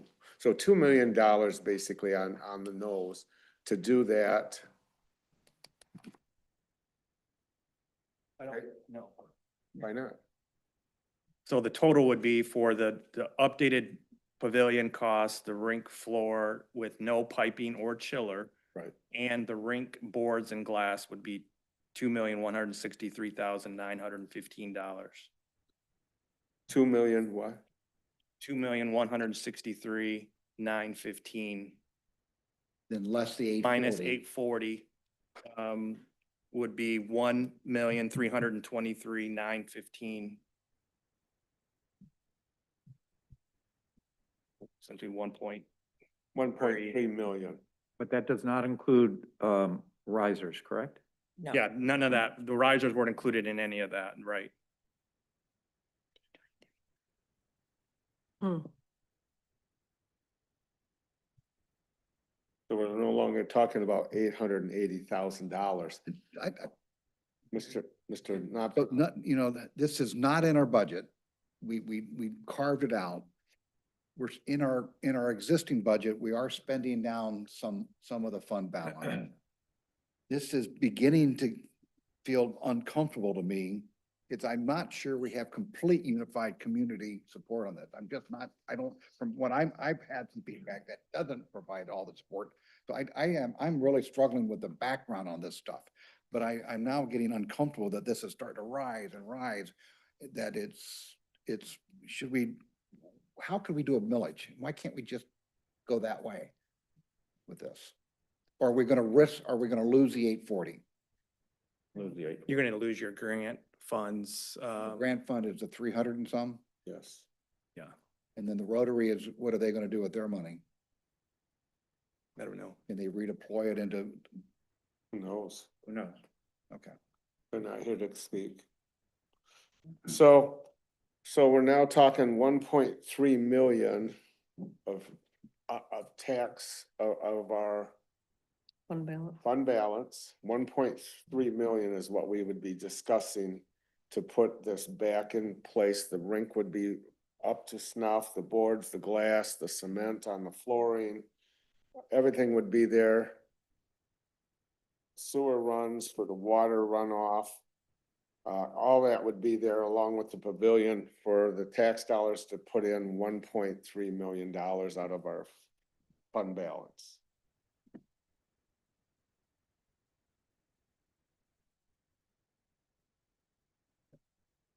Council, do you wish to discuss the 1.3 million? I know Ms. Demore, you've spoken. I know Mr. Wilmot, you've spoken. Do any of you wish to speak more?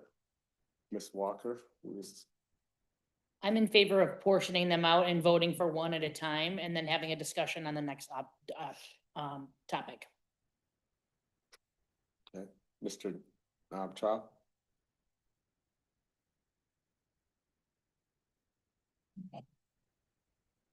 I'm just getting uncomfortable with how this is escalating. Well, I think we've scratched to the bone what the numbers are at this point at 1.3 coming out of fund budget. Out of fund balance. Ms. Walker. So Mayor, if somebody was to make a motion and take action, it would be the action and the motion, the resolution on the back has very specific numbers tied to it. But what we just discussed is something very different. So I don't know how you make a motion to pass a resolution that doesn't have firm numbers that are in print. Well, I think That's just amending the resolution. what you would do is the 1.7 would be changed to 1.7, 8? What is the number for page 48? Could you give me the exact numbers for 48? To itself. 1,784,465. 78 and the right here.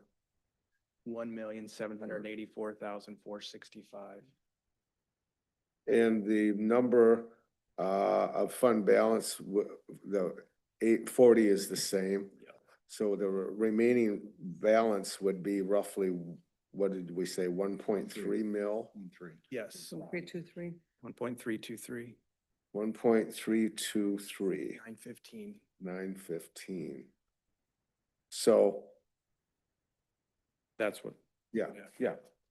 So do you want those numbers just for the sake of having them on your paper? Yeah. Okay.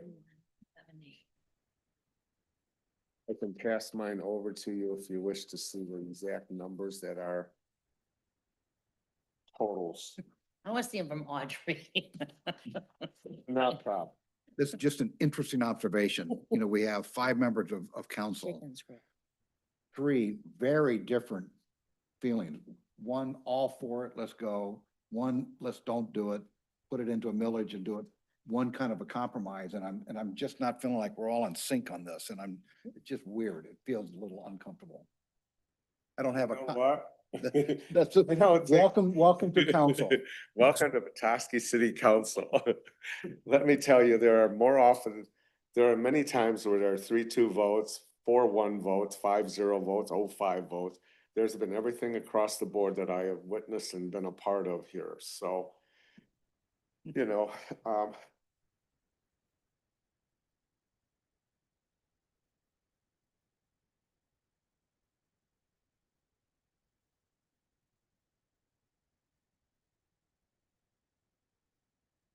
thank you.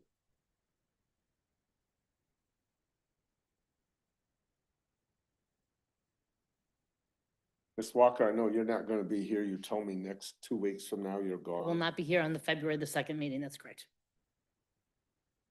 The city council will not be a full council. Anytime we discuss this stuff that is this important with the city, I at all times possible feel it's important to have 5 people sitting up here making the decision, not 3, not 2. I just totally support the whole council being here. And I think we've done this before. There's been times I've been gone with medical or something. There's been time other people have gone with work. Tina, everybody's missed some time, and I've always tried to schedule it so that 5 people are here, because I think you represent 1/5 of the city of 1/4 you guys do, and it's important that way. Can I ask, Mr. Gordon are you not Mr. Gordon, are you? No, Mr. Rasmussen. Mr. Rasmussen, would you be willing to work with us and give us 4 weeks from today? And Terry, the owner of Gordon Construction Services, is on the meeting. I was just looking at the email from the steel supplier, and they were struggling to hold it for much longer. I think he would be able to speak better. He said he was muted. He couldn't get in. I don't know, Terry, if you're still on, if you wanna I would like. weigh in. It's, I think, the bottom one, keyboard. There's Oh, not the other Terry. Terry or T Gord? keyboard, I think. Oh. I thought you said Terry. Good evening. Can you guys hear me? On? Yes. I take it you've listened to this discussion. Yeah, I've been listening and following along, absolutely. City council I'm not sure if this is gonna be needed by this city council or not. Are you flexible or stringent enough to keep our price where it is for 4 weeks? So Tyler kind of alluded to it. So what we're up against is it's the steel numbers and some of the electricians' numbers as well, as far as supply for any of the aluminum components that they had or copper components. So from our side, there's no issue per se with direct costs that are ours, but we don't have control necessarily over the steel. The steel is the big one. That was 50 of this 60K approximately that it went up. So that's what we're up against. It, they've been trying to hold it. Could they hold it potentially for a month? Maybe, but I can't say that with any certainty because it's not us. It's not in-house. I can certainly follow up with them tomorrow and ask, but I can't say here tonight and tell you definitively that they can or they can't. Okay. Unfortunately. Yes, understandable, but I thought I should get all the information that we can to make decisions. I thank you for your input. Yeah, sorry, I couldn't give you more, but thank you for having us. Thank you. Mr. Moore, So just for clarity, I'm not understanding the need for delay. We're all five here tonight.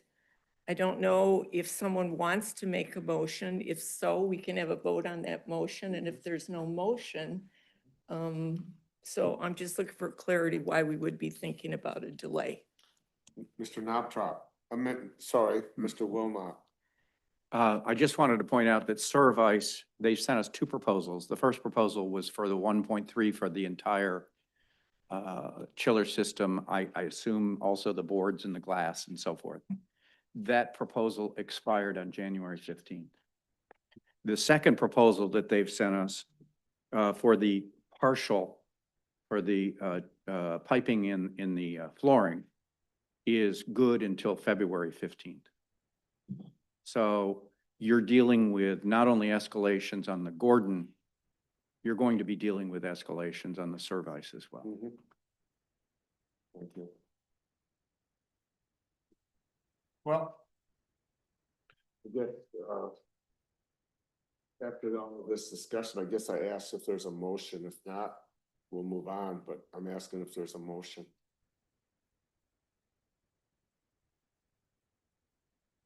Ms. Walker? Okay, let me try this. I make a motion to adopt the proposed resolution to award the contract to Gordon Construction Services for the construction of the Winter Sports Park Pavilion and authorize the city manager as designee to serve as the city's representative for this project. The resolution, as stated on the back of this agenda,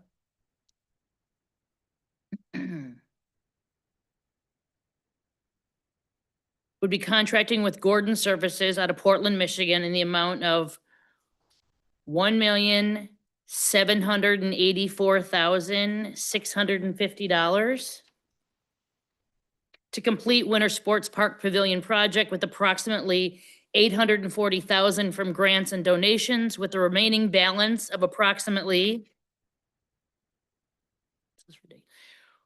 $1.323 million coming from the general fund unrestricted fund balance. Do I have a second?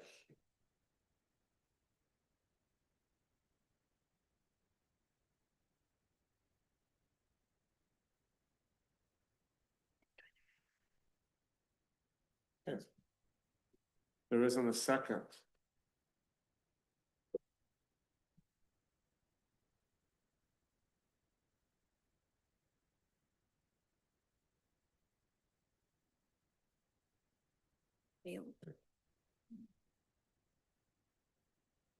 No second? We'll move on. The next agenda, pardon? Motion dies. Motion dies. We move on to the second discussion. That's the Winter Sports Park outdoor chiller rink installation. Anyone wish to discuss this or make a motion on this one? Well, I'll follow through by making a motion to adopt the resolution as stated in the agenda for acceptance of the bid on the chiller system. But rather than restate it entirely for the record. Do I have a second for that motion?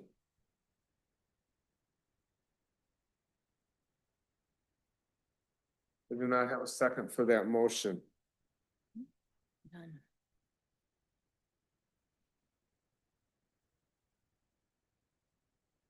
Move on to the next, the adoption of proposed resolution and authorize the contract with Spawn Ranch Incorporated California for the design and building and construct services of the Riverbend Skate Park. I turn it over to City Park and Rec Director Kendall Klingon. All right, well, let's try this one here. This one is identified in our capital improvement plan. Recently, I put out an RFQ. This is a design build project for the Riverbend, replacement of the existing Riverbend Skate park equipment, we put out an RFQ. Towards the end of the year, we interviewed several design build consultants and went through a series of scoring criteria that included members of the skateboard community. So we have identified the Spoon Ranch as the design build contractor to assist us with the process of engaging with our wheeled community, wheeled enthusiasts, as they like to be called, to come up with a replacement plan for the Riverbend skate park. Did we have a grant for that? Did you receive a grant? We did not receive the grant. Oh, I thought we had a $300,000 grant. No? No, we did not receive that one, unfortunately.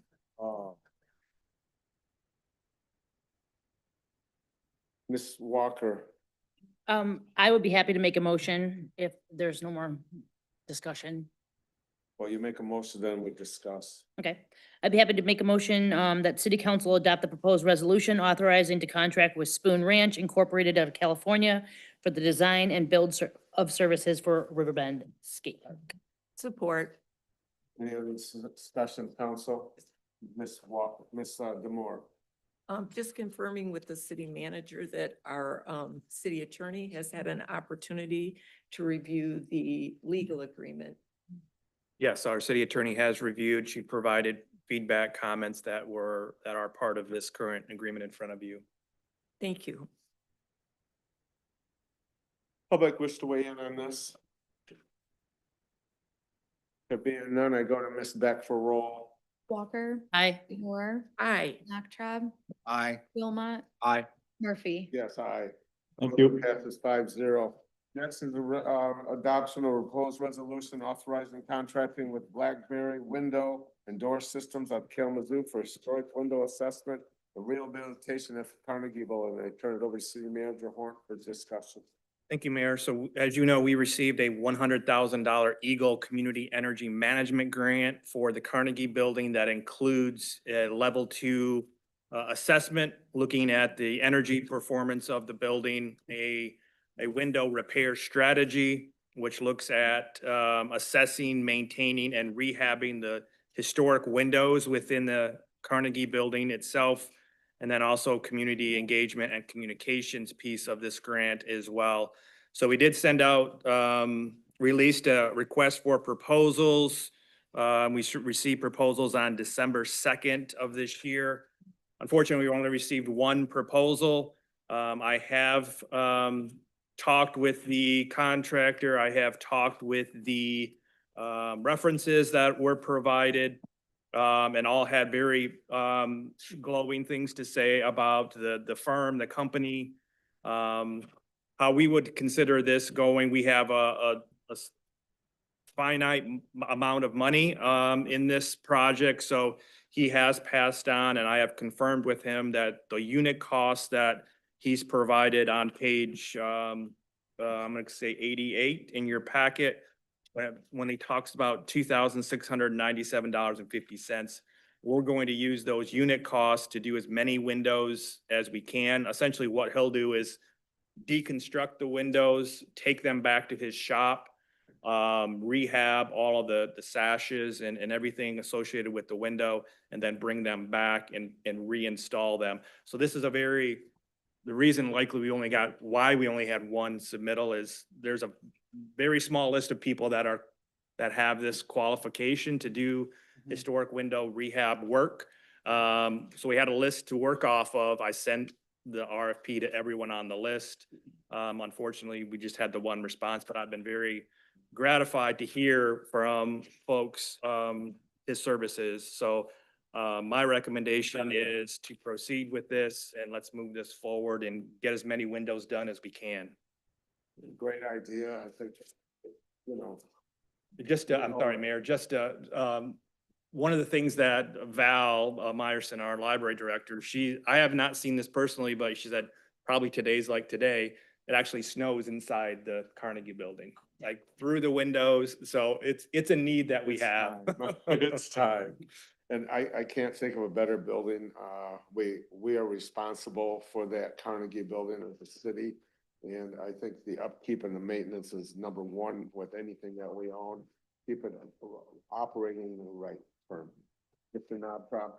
I'd like to add, I know that BlackBerry was the only bidder, but I have direct experience with them. I just got off of a pretty significant redevelopment project with them, using them. And they were fantastic. Their crew, their installation, they were clean. It was, I couldn't recommend them anymore. And I'd be glad to make the motion to engage them. Okay. Do I have a second? Support. I have a motion from Mr. Knobtrop, a second from Ms. Demore. Any other discussion, council? Ms. Demore? So I wanted to thank city manager for the clarification, because when I read this, I was confused between the $40,000 and what was included in the packet, which seemed like a lot more money. But my secondary question is, I know there's different amounts in this grant allocated for different aspects. And I'm just wondering, given the need, because there's more windows, and right now we're allocating $40,000, I'm wondering if there's any ability to suss out more dollars from other aspects of this that haven't yet been used to try to do more windows. So that's my question. Yeah, that's a great question. We have completed number one, the ASHRAE Level 2 assessment. That was $22,000. So we have that. That is something that we can use as we put capital budgets together going forward. I think there's likely room in number three, the community engagement and communications piece, where we can maybe redirect some funds to the window repair strategy. You know, another option you would have as city council, you could direct additional funds into this project if you would so choose. This is a, we have to work with the State Historic Preservation Office to submit for this rehab project, because we have to make sure we adhere to state historic preservation guidelines. So certainly we can do as many windows now and then put in the budget in subsequent years and, you know, continue that process. That's not an issue. But certainly I will go back to see if we can squeeze out any additional dollars. Yeah, I'd appreciate that. Thank you. Thank you. If not, we'll add it to next year's budget as far as a earmark. Keep it going. Keep it going. Because I think the number one thing is maintenance of what we have. We need to make sure we keep what we have in good running order, and you know, decay in windows just is gonna rot away the sills, et cetera. That just keeps on going. Ms. Walker. Thank you, Mayor. I did not have the opportunity to seek clarity, so that was my question, was the amount allotted for this proposal was utilizing the $2,697 per window, and the budget for this grant-funded project is $40,000, and so that would get us how many windows? There's 34 altogether, correct? Yeah, a little less than half. But like the mayor said, it's certainly something we can add to next year's capital budget to continue that effort. Oh. Does that make sense? Yes, except that, like, you'd want to do an economy of scale, right? So you would save money by doing all of them up front at. We're already doing if we're doing half of them, that's a pretty good chunk.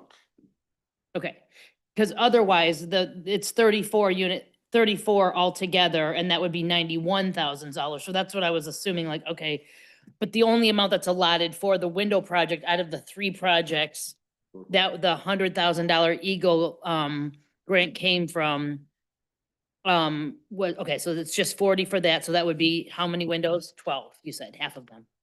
Okay. thank you. 14, I think. Yeah. Got it. So again, this grant was no match required, so it was $100,000. So we didn't have any outlay of funds for this grant opportunity. Mr. Moore. Would it be possible, city manager, to come back with us? Just kind of let us know what you determine about able to suss Yeah. out other dollars. That'd be Yep. great. Thank you. Yep. I'm sure I'll ask, you'll give us an update as we go along, when they've started or where we're at. Yeah, for sure. Just yeah. email us and say, hey, Yep. when does it started?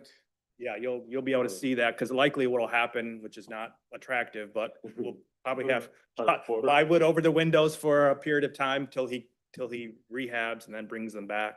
But we'll try to keep that as short of a time span as possible. And they're also like ranking them by like the worst possible scenario, like There's the an ones. that- assessment that's done first, so he prioritizes which windows Thank you. need done first. Which Yep. is good. Yep. Okay, so I have a motion from Mr. Knott. Mr. Knobtrop and a second from Ms. Demore. Any other discussion? Public wish to weigh in on this? I go to, please. Come on, up. Full name, and I'll start the clock. Well, this isn't about this issue, it's about the Winter Sports Park. That's what I was asking. That's for public comment. And I got sailed. Ship has sailed. Well, there was no opportunity. Normally, I was told there'd be opportunity. according to my piece of study, is if there's not a motion, then you wouldn't go to the public for comment. However, Kyle, are you good with her making comment? Absolutely. Thank you. Again, I'm Sue Vandeventer and I live in Ward 2. I personally want to express my opposition to the two resolutions regarding the pavilion and chiller for the Winter Sports Park hockey rink. It's disappointing that the costs for those improvements have dramatically increased since their initial proposal, but allocating such a significant amount from the general fund for this specific purpose seems impractical.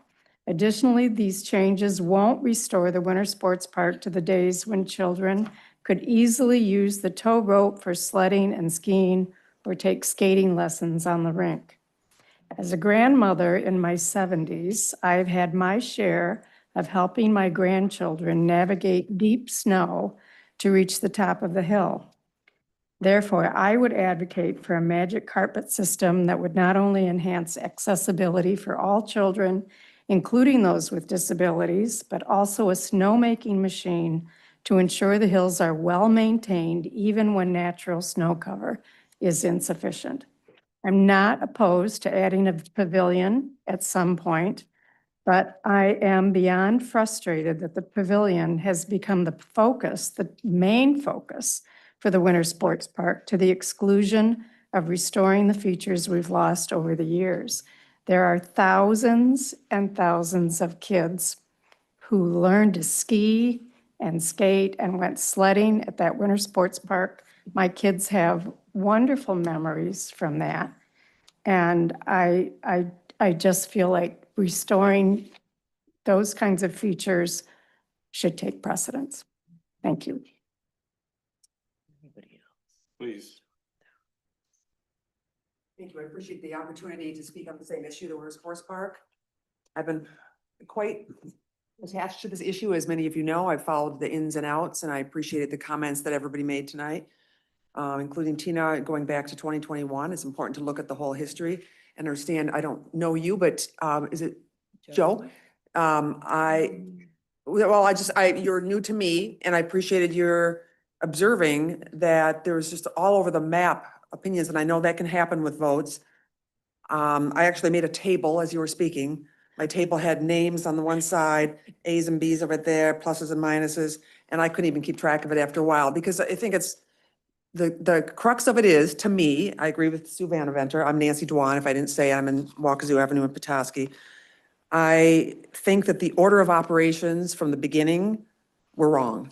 And that's why we're in this position when so many people have nuanced and different and opposing views, is because it's not simple. The other resolutions on the table tonight were easily resolved because they're kind of simple and logical in terms of how they came about. This issue, in my mind, should have been brought to the public way before it did. The pavilion was put forth, in my mind, in a way such that most people didn't even know it was happening. And the pavilion itself, I agree with Charlie, is not worthy of our money if the chiller's not part of it. I personally opposed both of the resolutions because of that wrong order of operations. And my main point is all along been, like Sue Vandeventer said, bring the Winter Sports Park back to its former glory, or at least partially to its former glory, by rebuilding either a rope tow or a magic carpet, to have a snowmaker back in operation like it was for decades and decades and decades, to maintain the full size of the main rink so that speed skating competitions, regional, can continue to happen there. I brought my speed skates with me. I just want to show you. Sue said thousands of people have learned to skate and ski, and these skates were the skates that I used 52 years ago. Still use them every single winter. Made in Canada, duct taped together, and I love that place. I'm just saying how much I love the Winter Sports Park, all that it's done for me and the community, and I just passionately hope that not only, you know, we can think about funds going towards those things. I mentioned the rope tow, the snowmaker, full-size rink, but also promoting the Winter Sports Park like it was promoted in days gone by. It is a treasure, but it's just so unrealized. And if we could promote the park, have more winter events, recognize its legacy in the history, I think we could bring it back. And so that is my opinion on that issue. Thank you for taking the time to listen. Thank you. Anyone else wish to speak to council at this time? There's someone online, but are you gonna? Go for it.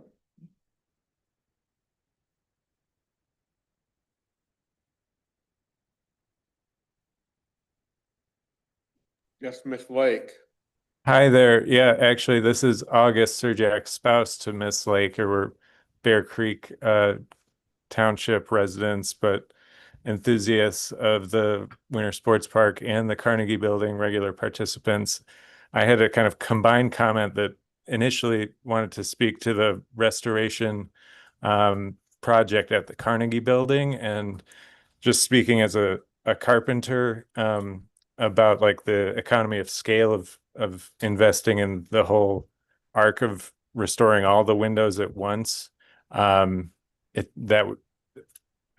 don't know the restoration specialists, but I would guess they'd probably have a lower bid to do all of them rather than to do half one season and then retool, you know, and have to do it again when it's the next available time. And so I just wanted to throw that out there, and grateful for the perspective about the Winter Sports Park. And it seems like with the no-go motions on that, maybe there's, you know, new funds available in the imagination to address the real smaller scale aspirations of restoring the park. And also, you know,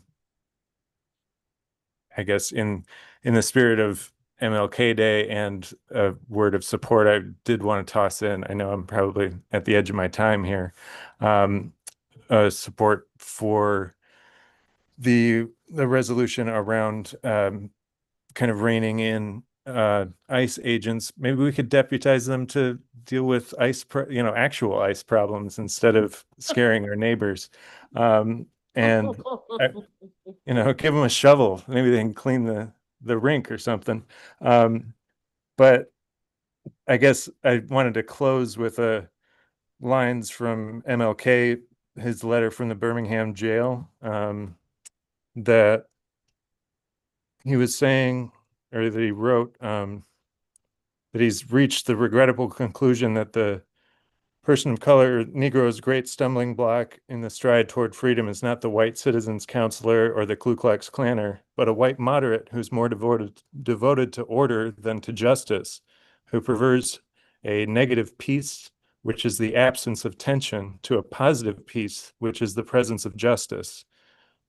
And so I wanted to just invite us to lean into the positive piece that may have some tension about it, and think how we may be able to find more creative and justice-oriented solutions. Thanks. Thank you. Thank you. Anyone else wish to speak to council? I see there's one more hand.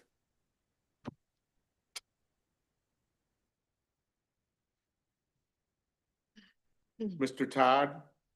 Yes, hello. My name is Ken Todd. I'm here speaking on behalf of my entire family, including my mother, who was unable to attend the meeting this evening.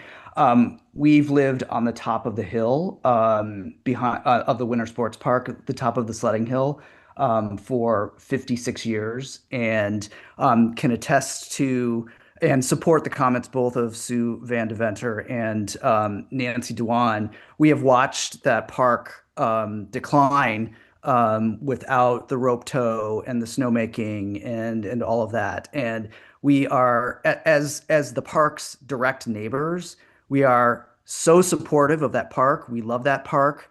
My father grew up in Petoskey, bump jumped in that park. You know, it, as everyone says, it's a community treasure.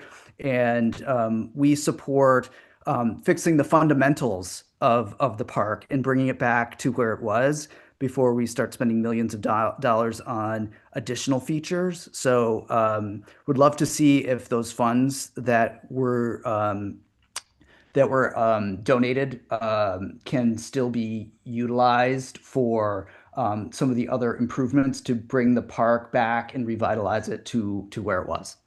Thank you. Thank you. Anyone else wish to speak to council at this time? I see none.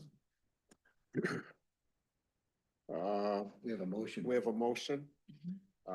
Ms. Beck? Oh, but before you have the roll, I'd like some clarity on the motion, please. The amount of money that we're For allocating. the windows? Yes, please. Could you give us a summary of the numbers? Give me a summary of the numbers that we're talking about. for you guys. 40,000 is our budget And that's, currently. and that's with the grant. That's in the grant. There's no $0 out of city funds. Thank you. I thought so. I just want to make sure. Ms. Beck, would you please do roll on this? Doctrab, Aye. Demore, Aye. Wilmot, Aye. Walker. Aye. Murphy. Aye. Now, we move on to what's called closed session. It's adoption of a proposed resolution that would authorize to adjourn to a closed session to consult with its attorney regarding trial or a settlement strategy in connection with the following: the Powell case, the Lowe versus City case, and the City versus Gustafson cases. I ask for a motion. So moved as set forth on page 91 of the packet. Support? I have a motion from Mr. Moore. I have a second from Mr. Wilmot. There will be no further business coming after this closed session, so you will not. Okay, now I ask for roll, please. I'm sorry. I wasn't sure if Laura wanted to say anything. You gotta go out in the other room. Just wanted to make sure it was done on a roll call vote. Okay, yep. Well, wait. Okay, so Demore, Aye. Wilmot, Aye. Walker, Aye. Doctrab, Aye. Murphy. Aye. We will adjourn we will go there and come back to adjourn the meeting. Thank you, all the people, for something.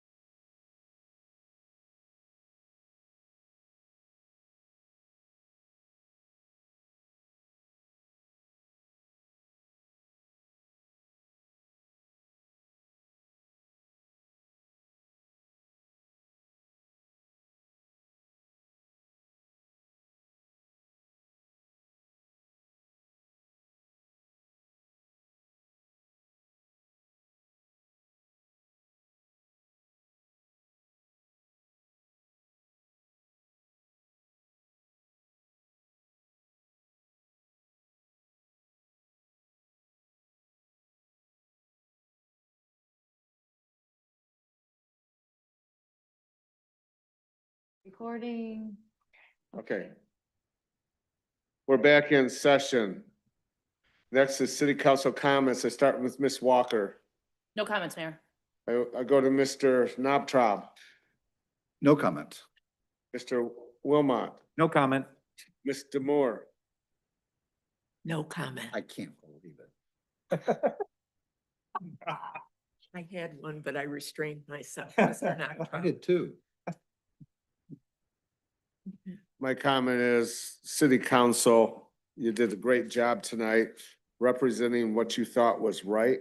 And this is what makes democracy work, allowing people to speak in our public, to come forward and to make sure that everybody's voice is heard.